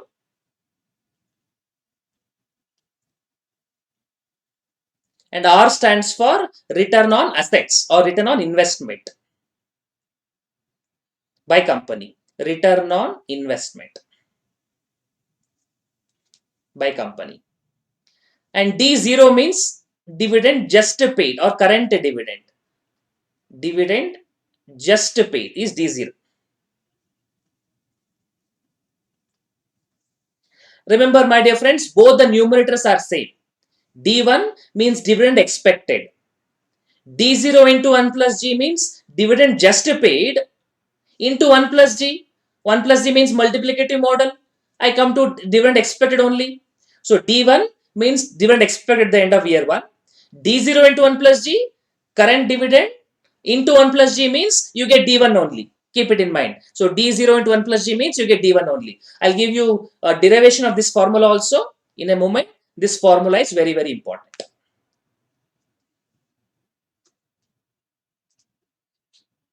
Modigliani Miller approach, I don't give formulas.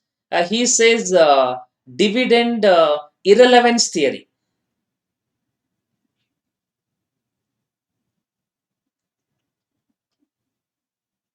He says dividend has no impact.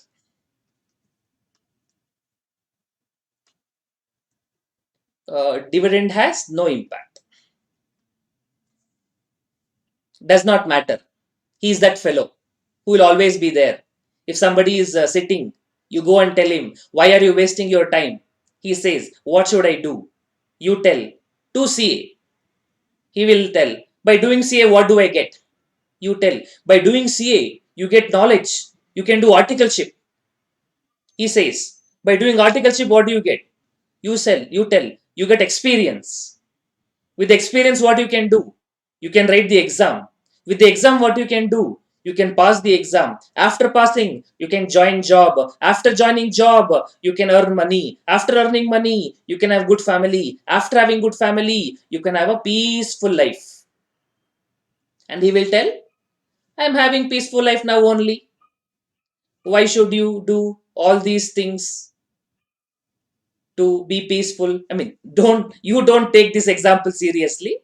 You don't quit it. But what the point I'm trying to tell you is M&M says dividend does not matter. Whether you pay or you don't pay, the value of the firm will remain same. What is the written below M&M? Dividend irrelevance theory. Dividend has no impact. That's what I've written. Okay. His argument is this. At the end of the year, company will have investment plans for future aspects. If company pay dividend, shortage will be there. They issue shares. If company don't pay dividend, then they will have good money. Only for the shortage, little shortage, they'll issue less shares. So overall, they tell if you pay more dividend, you issue more shares. If you pay less dividend or no dividend, you issue less shares. Overall, value of the firm, value of the equity remains same. Okay, don't worry much about M&M. We'll see in the problems. Let's focus more on Walter model. We'll look at some problems later. But Gordon model, its derivation is important.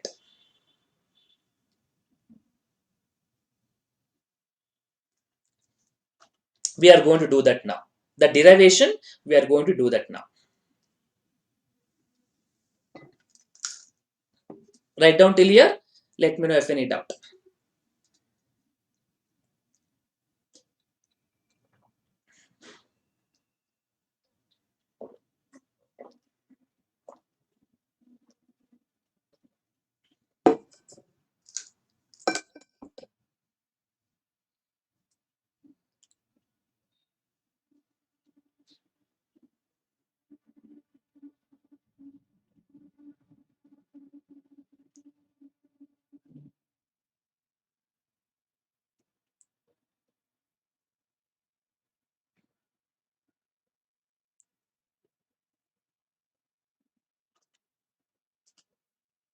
Shall we go further?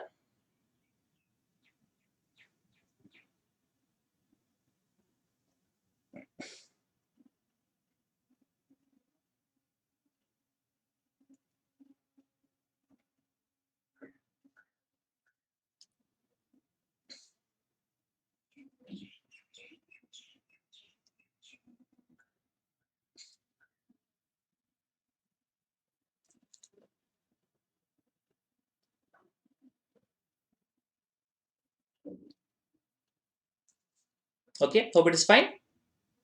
Okay, this concept, what we're discussing now, my dear friends, is very, very important.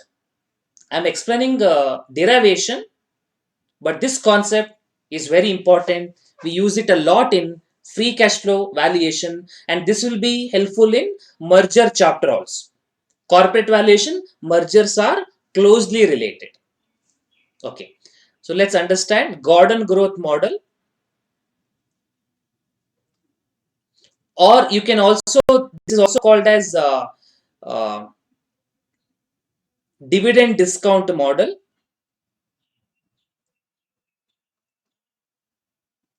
Dividend discount model. Or this is also called as, this is also used for uh, cash flow consistently growth. Cash flows having constant growth.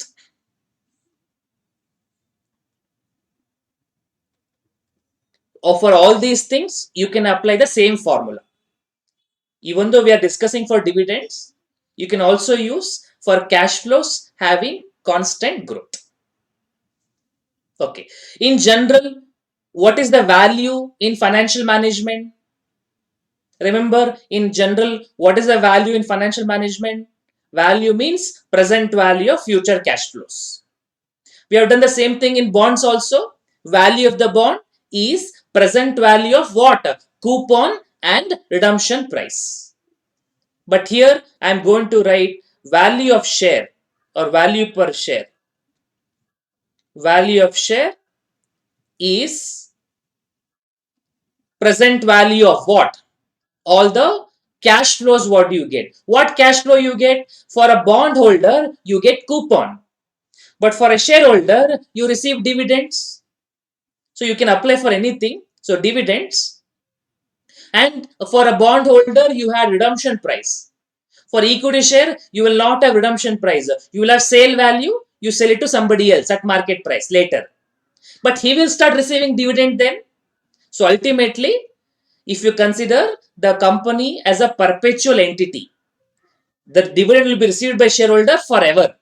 And last infinite period, you get some value for transferring that can be ignored. After 1,000 years, what's the value today? That can be ignored. So value of share is the present value of dividends.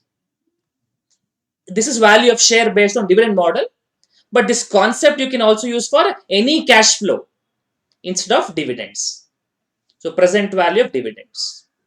So let's say we have like year 1, you receive dividend of year 1, dividend 2, year 2, year 3, dividend 3, dot dot dot, year n, dividend of year n.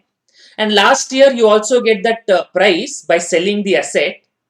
But I told you, no, this will be on infinite period, perpetual entity. So last share price value, you can ignore it, not required. That is almost negligible. Let's discount it. Now D1, how do I write? Remember, this is constant growth. Dividend growing at a constant rate. So this, if I write today dividend as D0, D1, I'll write it as D0 into 1 plus G. D2, how do I write? D0 into 1 plus G whole square. D3, how do I write? D0 into 1 plus G whole cube. Dot dot dot. And I want the value today. I need to find the present value. I need to find the present value. I need to find the present value. Okay, I'll write little bit smaller lines. So I need present value. Here also I need present value. Here also I need present value. So can you tell me what should I do to get the present value? I'll have to multiply it by discounting factor, right? What is discounting factor? I'll divide by 1 plus KE. That is discounting factor for first year. Second year discounting factor 1 by 1 plus KE whole square. Second year discounting factor. For third year discounting factor 1 by 1 plus KE to the power of 3. Dot dot dot dot dot. Clear?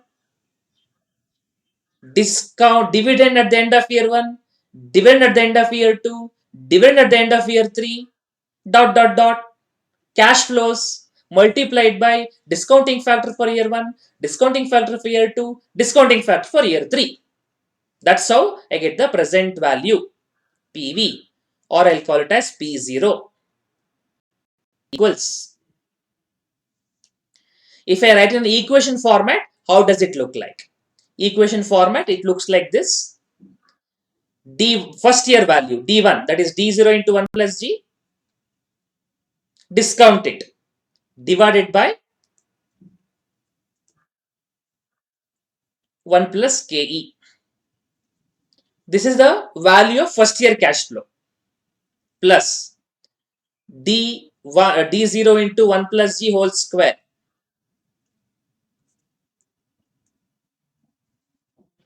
divided by 1 plus KE whole square. Then third year, D0 into 1 plus G whole to the power of 3 whole divided by 1 plus KE whole to the power of 3 dot dot dot dot dot.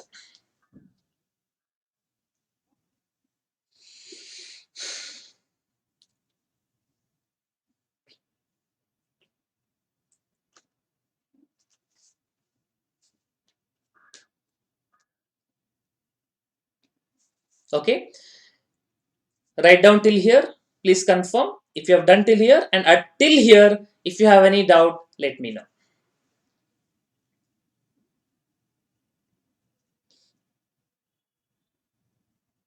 Okay, you have done? Good. Please observe the thing now. From the first term to second term to third term, there is a pattern involved. Mathematically, we say a series or a progression. Can you see what is the pattern? From you started with D0 here today, then you multiplied by 1 plus G by 1 plus KE. Then what happened to next year? 1 plus G became 1 plus G square. 1 plus KE became 1 plus KE square. So every year, can I say I'm multiplying by 1 plus G by 1 plus K? I multiplied by 1 plus G by 1 plus K. I multiplied by 1 plus G by 1 plus K. So it follows a pattern, right? Any idea mathematically what is that pattern is called as? Every term we multiply by a constant term, 1 plus G by 1 plus KE. A constant term is multiplied. There is nothing called as linear progression. We have arithmetic progression, we have geometric progression. Arithmetic progression means you add by a constant amount. But here I'm not adding by constant amount. I am multiplying by constant amount, right? 1 plus G by 1 plus K is consistently multiplied every time. That's called as geometric progression. There is a formula in geometric series, sum up to infinity. Formula is A by 1 minus R, where A is first term, R is common ratio. In this case, the ratio is 1 plus G by 1 plus KE. Okay, we are not going to do derivations, don't worry. I'm just trying to tell you that concept is used and that formula is used, and simplified formula is P0 equals D0 into 1 plus G divided by K minus G, Ke minus G.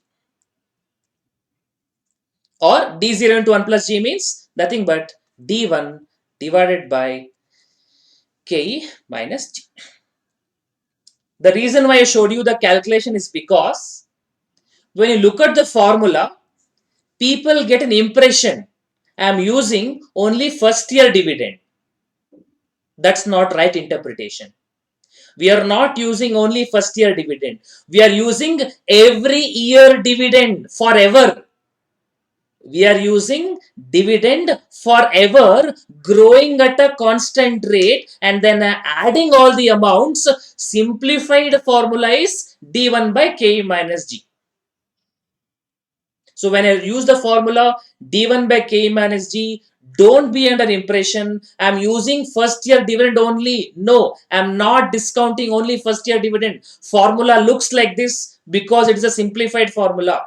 But the implicit calculation That's why I showed you derivation. This formula comprises of dividend considered forever, growing at a constant rate, and we have added all those amounts, and today we got the value of dividend. That is value of shares. Let's write down some interpretations, will be useful later.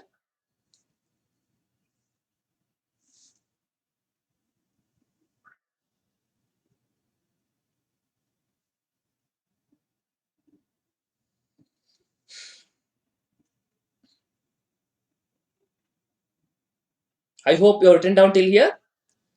Let me know if you have any doubts.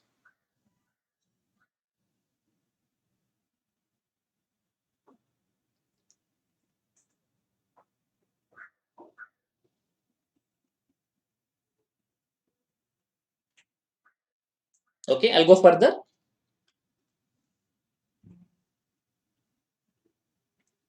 Okay, let's write down some observations, important observations.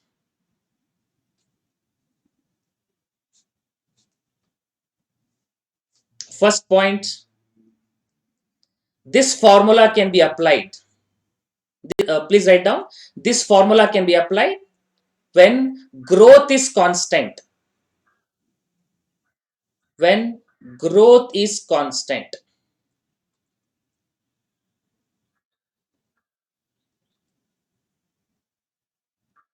This formula can be applied when growth is constant.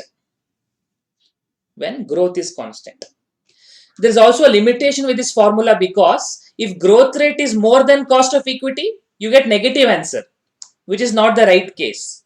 And if company don't pay dividends, then this value becomes zero. That's also not the right case. Anyway, that is limitations. You don't worry about that aspect. Let's understand observation. So this formula can be applied when the growth is constant.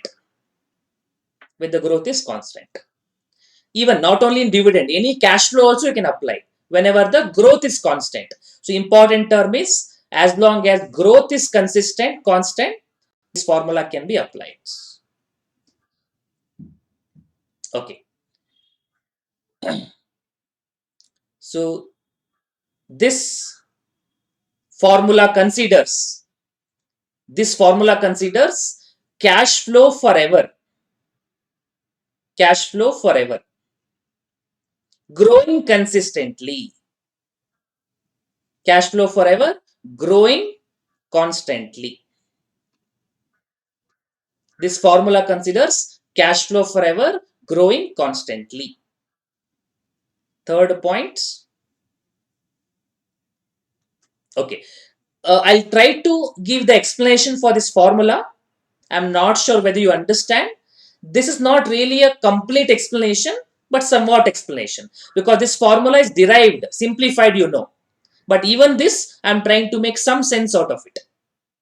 Okay, you tell me from the basic discussion, when I multiply by a constant term, 1 plus g, 1 plus g, 1 plus g, I am multiplying. In the basics, what is it called as? Remember, when I multiply 1 plus g, 1 plus g, 1 plus g, what is it called from the basics chapter?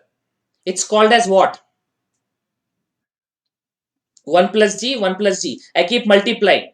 I know multiplicative model. But what value I get? From present value, I get future value. That's called as compounding. That's called as compounding. Perfectly right. Now, I'm dividing by 1 plus ke, dividing by 1 plus ke, dividing by 1 plus ke. So, when I divide by 1 plus ke, dividing by 1 plus r, what is it called as in the basics? Discounting, isn't it? Discounting. Perfect. So, you see, I'm compounding by growth and discounting by ke. So, effectively, can I say discount by difference? See, for example, if I'm compounding by 8%, and my discounting by 10%, effectively, can I say I discount by 2%? Effectively, not perfectly, effectively, conceptually. Understanding? I compound by 8%, I grow by 8%, I discount by 10%. Effectively, I discount by 2%. That is what the difference. 10 minus 8, k minus g in denominator. It's not a perfect explanation, somewhat. It should suit your conceptual understanding. Why we do KE minus G? Because we are compounding at G, discounting at KE, differential is the effective discounting. I am taking it in the denominator.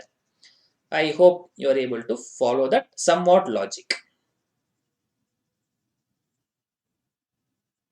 Okay, so let me write KE minus G reflects effective discounting, net discount, effective discounting.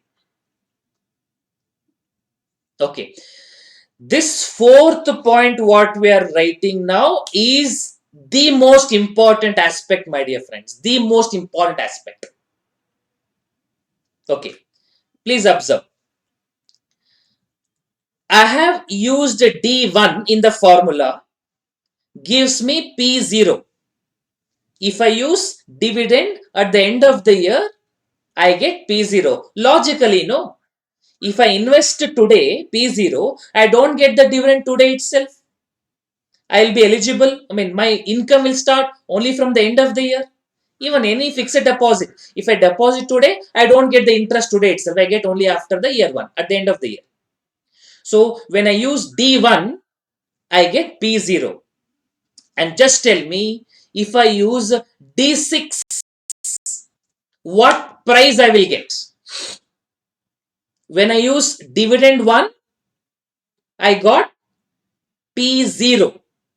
If I use D6, what should be P? P5, right? I will get P5. D6 is defined to 1 plus G, but price I'm talking about P5. In other words, there will always be one term less. There will be one term less. One term less between the cash flow and value. There will be one term less between cash flow and value. So let's write some examples. If I use D6 by KE minus G, that means this will give me P5, one term less. D6, P5, one term less. In fact, it is beginning of year 6. End of year 6, cash flow starts. Beginning of year 6, value comes. Beginning of year 6 means end of previous year. That's why P5.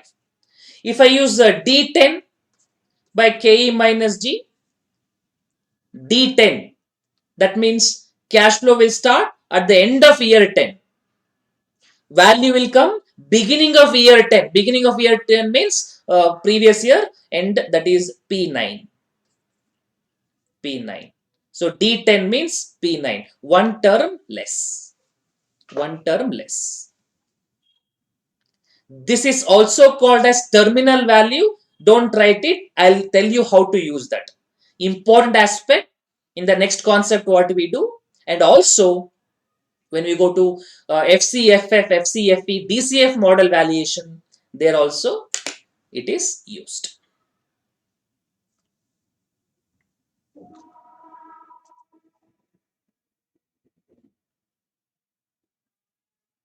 Okay. Hope you have done till here. Any questions?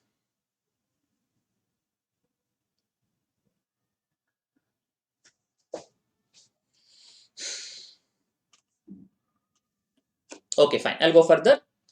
So what we have discussed now is dividend growth forever, or cash flow growing at a constant rate forever. Now I'll make small change to that. Practically also this is applicable. We don't know the cash flow forever, or at least initial years. Next 1 year, next 1 year, next 1 year, it will not be growing at a constant rate. We know we can make some predictions, some calculations, some analysis. But after a particular year, growth rate becomes constant. So that is, we are going to understand as multi-stage dividend discount model. Multi-stage dividends discount model means uh, dividend, constant dividend applies after particular year. Dividend varies initially. Dividend varies initially and becomes consistent after a particular year. Becomes consistent after particular year.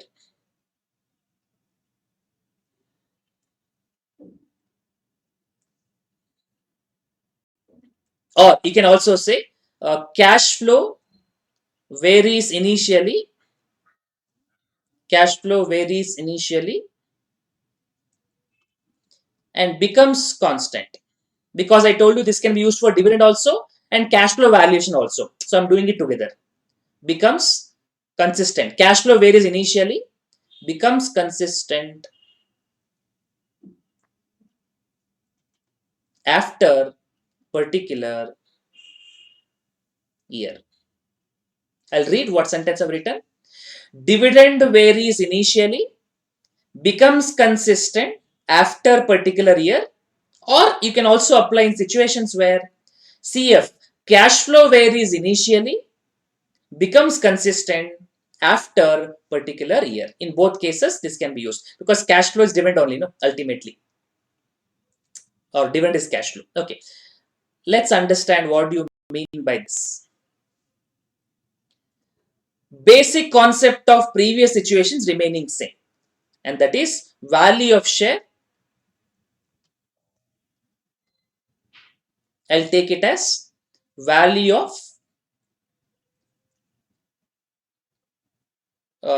present value of dividends. That remaining same. Value of share is present value of dividends. Means what? We have year 1, we have D1, we have year 2, we have D2, year 3, D3. I'll write few more years for reference. Year 4, D4, year 5, D5, year 6, D6, dot, dot, dot, dot, dot. Everything we have to do present value.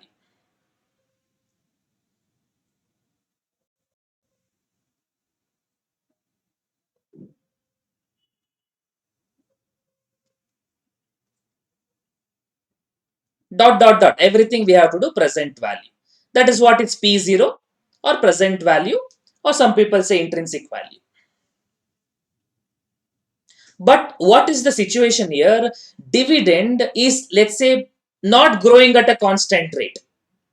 Dividend growth become constant, let's say, from fourth year onwards. Let's say fourth year onwards, growth becomes constant. Fourth year onwards, growth rate becomes constant. Fourth year onwards. Fourth year onwards. I'm not sure you're able to read what I'm writing. I'm telling in the words. I'm reading it out. Hope you're able to understand. Fourth year onwards. Fourth year onwards. I know my handwriting you can't read, but I'm telling you. Fourth year onwards. Growth constant. Some rate. Fourth year onwards. Growth constant.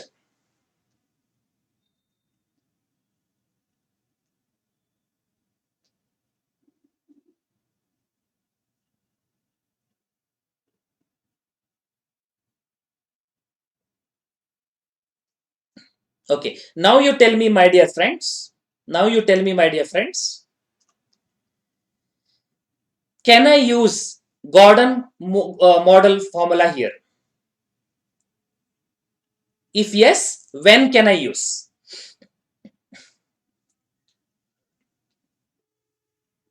Can I use at the beginning itself? Because D1, D2, D3 is not growing at a constant rate. D4 onwards from fourth year and subsequently. So 4 year onwards, dividend become constant, which means you can apply Gordon growth model only from fourth year. First year, second year, third year, I cannot use Gordon model. Means first year, second year, third year, I have to calculate discounting factor separately. Understanding? I can apply dividend growth model only from fourth year onwards. Okay. I'll go to next page. I would like to repeat this, but did you write till here? Okay, I'll go next. Okay, so Gordon growth formula can be applied, constant growth model can be applied. Gordon growth formula.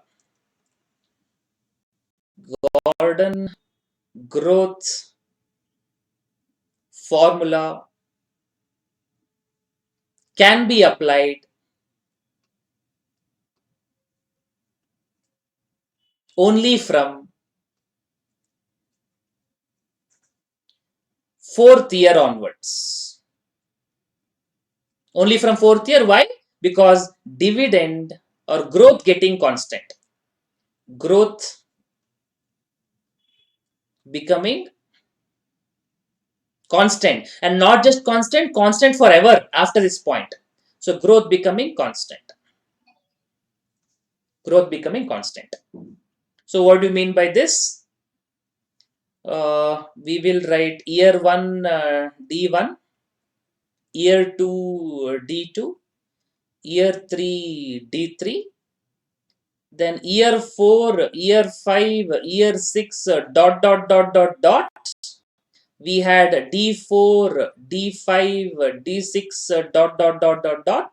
In the sense, when I'm doing D4, can you tell me what value I get by applying Gordon growth formula? That is D4 by K minus G. D4 I'm using.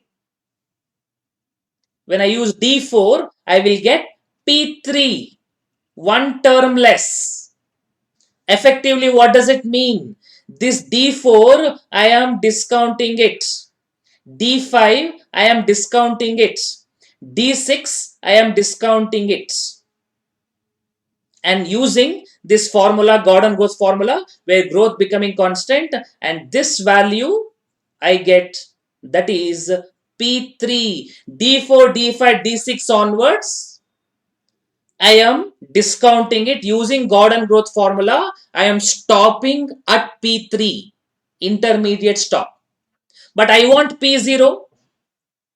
Can you tell me from P3, if I have to come to P0, what should I do? P3 means value at the end of year 3.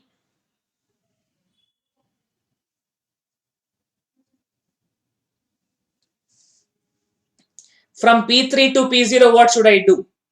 From P3 to P0, today value, how do I come? I multiplied by discounting factor of year 3, right? DF3.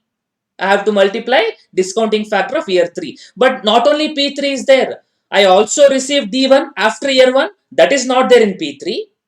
I also received D2. That is not there in P3. I also received D3. That's not there in D3. So these three also should come. So how do I make D1 into present value? I multiplied by discounting factor of year 1. How do I convert D2 into present value? I multiplied by discounting factor of year 2. How do I convert D3 into into present value? I multiplied by discounting factor of year 3. And how do I convert P3 into present value? Again, I multiply discounting factor of year 3. Hope you're able to follow. I'll multiply it by discounting factor of year 3 and discounting factor of year 3 so that I get present value, which is P0. Okay, let me write in an equation format. Then I'll write in a tabular format. So 3 times I'm writing same thing. Chart format I've written. Now I will write equation format. Then I will write tabular format. While solving the problems, we will follow tabular format. But why I'm showing the equation? Because sometimes in the institute questions, they would have given equation format. You have to understand that. But convenient and consistent, structural is tabular. I'll write it afterwards. So it's the same thing in chart. I'll express in equation format. So P0, present value today, is first year dividend D1 divided by 1 plus KE. That's how I'm applying first year discounting factor, plus D2 divided by 1 plus KE whole square, plus D3 divided by 1 plus KE whole to the power of 3, plus P3 divided by 1 plus KE whole to the power of 3. And what is this P3? Some people also write like this. How did we calculate P3?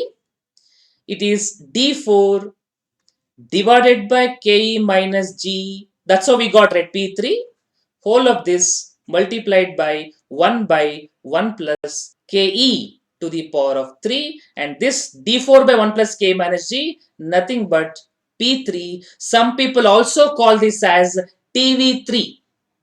TV stands for terminal value. Terminal value.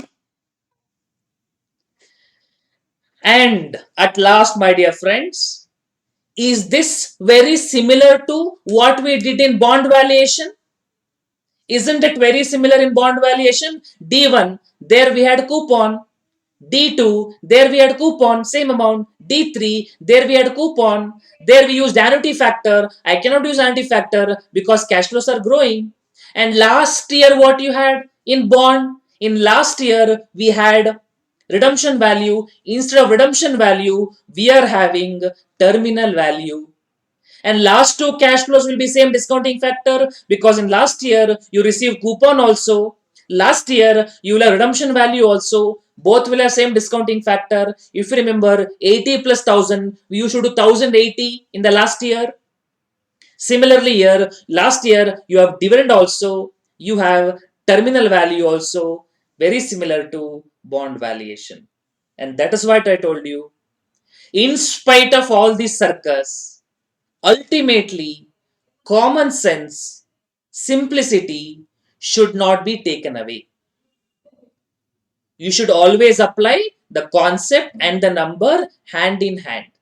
When you look at a number, anything, it should have a story, it should have a logical reason behind it. If you are telling a story, if you are telling a logical aspect, there has to be a numerical to substantiate. Only looking at statistics, numericals is wrong. Only looking at theory is wrong. Both should always complement each other, theory and practicals. Okay, so this is what is equation format. Let's write our tabular format.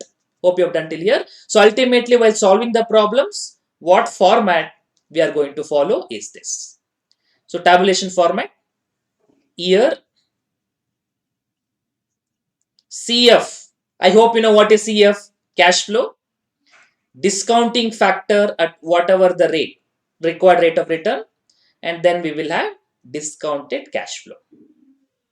Year, let's say we will write year 1, year 2, year 3, year 4 onwards. In the same example I'm writing. Why year 4 onwards? Because year 4 onwards, my cash flow, my dividend is getting constant. So when will you write this? 4 onwards? When dividend becomes constant, growth becomes constant. Growth becomes constant. Okay. Now first year cash flow, D1, first year dividend. Second year cash flow, D2. Third year cash flow, D3. 4 onwards, sir. Don't take just D4, because this will have only first year cash flow. This will have only second year cash flow. This will have third year cash flow. But 4 onwards means all dividend after 4 years. Therefore, it has to be cumulative of dividends. So once growth become constant, we don't want dividend, we want value, terminal value, price. And that is, I am going to use D3 into 1 plus G by Ke minus G. Or I will use D4 by KE minus G. Because fourth onwards, not one dividend. Many dividends are there. Growth rate dividend is constant. So we bring it down. We compute present value using Gordon growth model. And this formula will give me terminal value at the end of third year. Either of the formula you can use. D3 into 1 plus G also is same as D4 by K minus G. And when I use D4, I get one term less TV3. And TV3 comprises of, TV means terminal value or price, comprises of all the future dividend from fourth year onwards. This graph you remember, D4, D5, D6 dot dot dot. All this dividend gets accumulated. Dividend from fourth year onwards gets accumulated in TV3. TV3 represents dividend from fourth year onwards forever, growing at a constant rate. And some people have this confusion. Sir, D3 I'm using. D3 means TV2 I should get. No, Baba. D3 into 1 plus G, effectively D4, no? So D4 means when you start the dividend from fourth year onwards, the beginning value should come. Beginning of fourth year means end of third year. And that's what I told you. One term less between the cash flow and the value. Cash flow, dividend starting from fourth year onwards. So value one term less, TV3. Then we multiply by discounting factor of year 1, discounting factor of year 2, discounting factor of year 3, discounting factor of year 3, and do the total. This present value, whatever we get, total is called as P0, or some people called as intrinsic value. Some people call it as theoretical price. Some people call it as equilibrium price. Theoretical price, intrinsic value, P0, equilibrium price, all are same. Equilibrium price. All are same. Equilibrium price. Spelling, I'm not sure whether you're able to understand. Equilibrium price.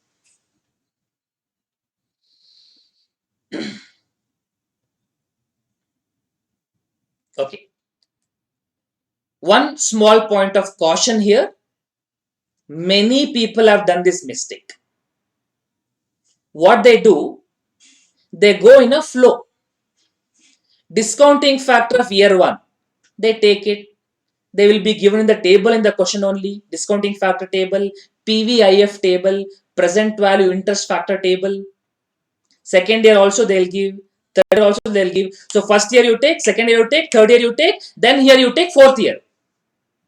You don't realize an examination. No, you go with the flow. First year, second year, third year, fourth year. And to help you to do mistakes, institute is always there. To help you to do mistakes, they will give you in the question fourth year also. So you don't apply your mind. Institute has given, let me use it. That is a mistake. Because you are calculating TV3, so you should apply discounting factor of third year. Similar situation exists in bond valuation. Last year you receive coupon and the last year you have redemption value. Same discounting factor you apply. That's why we do 80 plus 1000. We make 1080. Last year we'll have two cash flows. Coupon also will come. Redemption value also will come. We apply the same discounting factor. Similarly, here last year you received dividend also, you received terminal value also. We'll have same discounting factor. So as a thumb rule, as a check, verification check, remember last two cash flows will have same discounting factor. Last two cash flows will have same discounting factor. Last two cash flows will have same discounting factor. So that flow, in a flow you do that mistake, you don't do it. Year 1, year 2, year 3 again. Last two cash flows will have same discounting factor. Don't go in a flow. Don't do that mistake. I always tell my dear friends, classroom is like film theater. Somebody performs on the screen, you just sit, watch, enjoy. Film theater is like a classroom, or classroom is like film theater, somebody else is performing. Examination is not film theater, it is operation theater, where operation is being performed. Who is the surgeon? ICAI, CA Institute. Who is the patient? You. What is the surgical instrument? What is the operation going on? CA exam question paper. Anesthesia, CA exam question paper. In the examination hall, you don't feel the pain. Anesthesia is on. You are focused on question paper. You come out of the exam hall. You come out of the operation theater. Anesthesia starts coming down. You start feeling the pain. In examination hall, you come out of it, you start discussing with your friend how much answer you got, then you realize, oh, this mistake you have done. You start, the anesthesia starts coming down, you start feeling the pain. After 2 months, result comes, operation success, patient died, passed in all the subjects, still you could not pass the exam, fail. Anyway, I wish that should not happen. Just wanted to tell you things on a lighter note. Be attentive in examination. This is one common mistake I've seen students committing. Don't do this. Failing in the exam for the questions you don't know is acceptable. But when you do silly mistakes like this, you lose the exam even after knowing these concepts clearly is not a mistake. It's a crime, in my opinion. Okay, so hope you got these concepts clear, my dear friends. Basics of share valuation, starting from valuation models such as asset based valuation, income based valuation, relative valuation, and dividend based valuation. We have important concept, that is free cash flow method, cash flow based valuation, practically used a lot. Then we have other aspects of recent valuation like EVA, economic value added, shareholders value added, market value added, impact of right shares, impact of bonus shares. Those kind of small areas also can come in the exam. We'll take it that later, but we can focus on these things first. Please confirm any doubts until here. I know entire session we kept for theory. Hope it is not too boring. It might be because I always focus on the subject, but at least I believe you got the good framework of valuation chapter. We are going to build subsequently on this. Okay, so very good. So that's it with this session.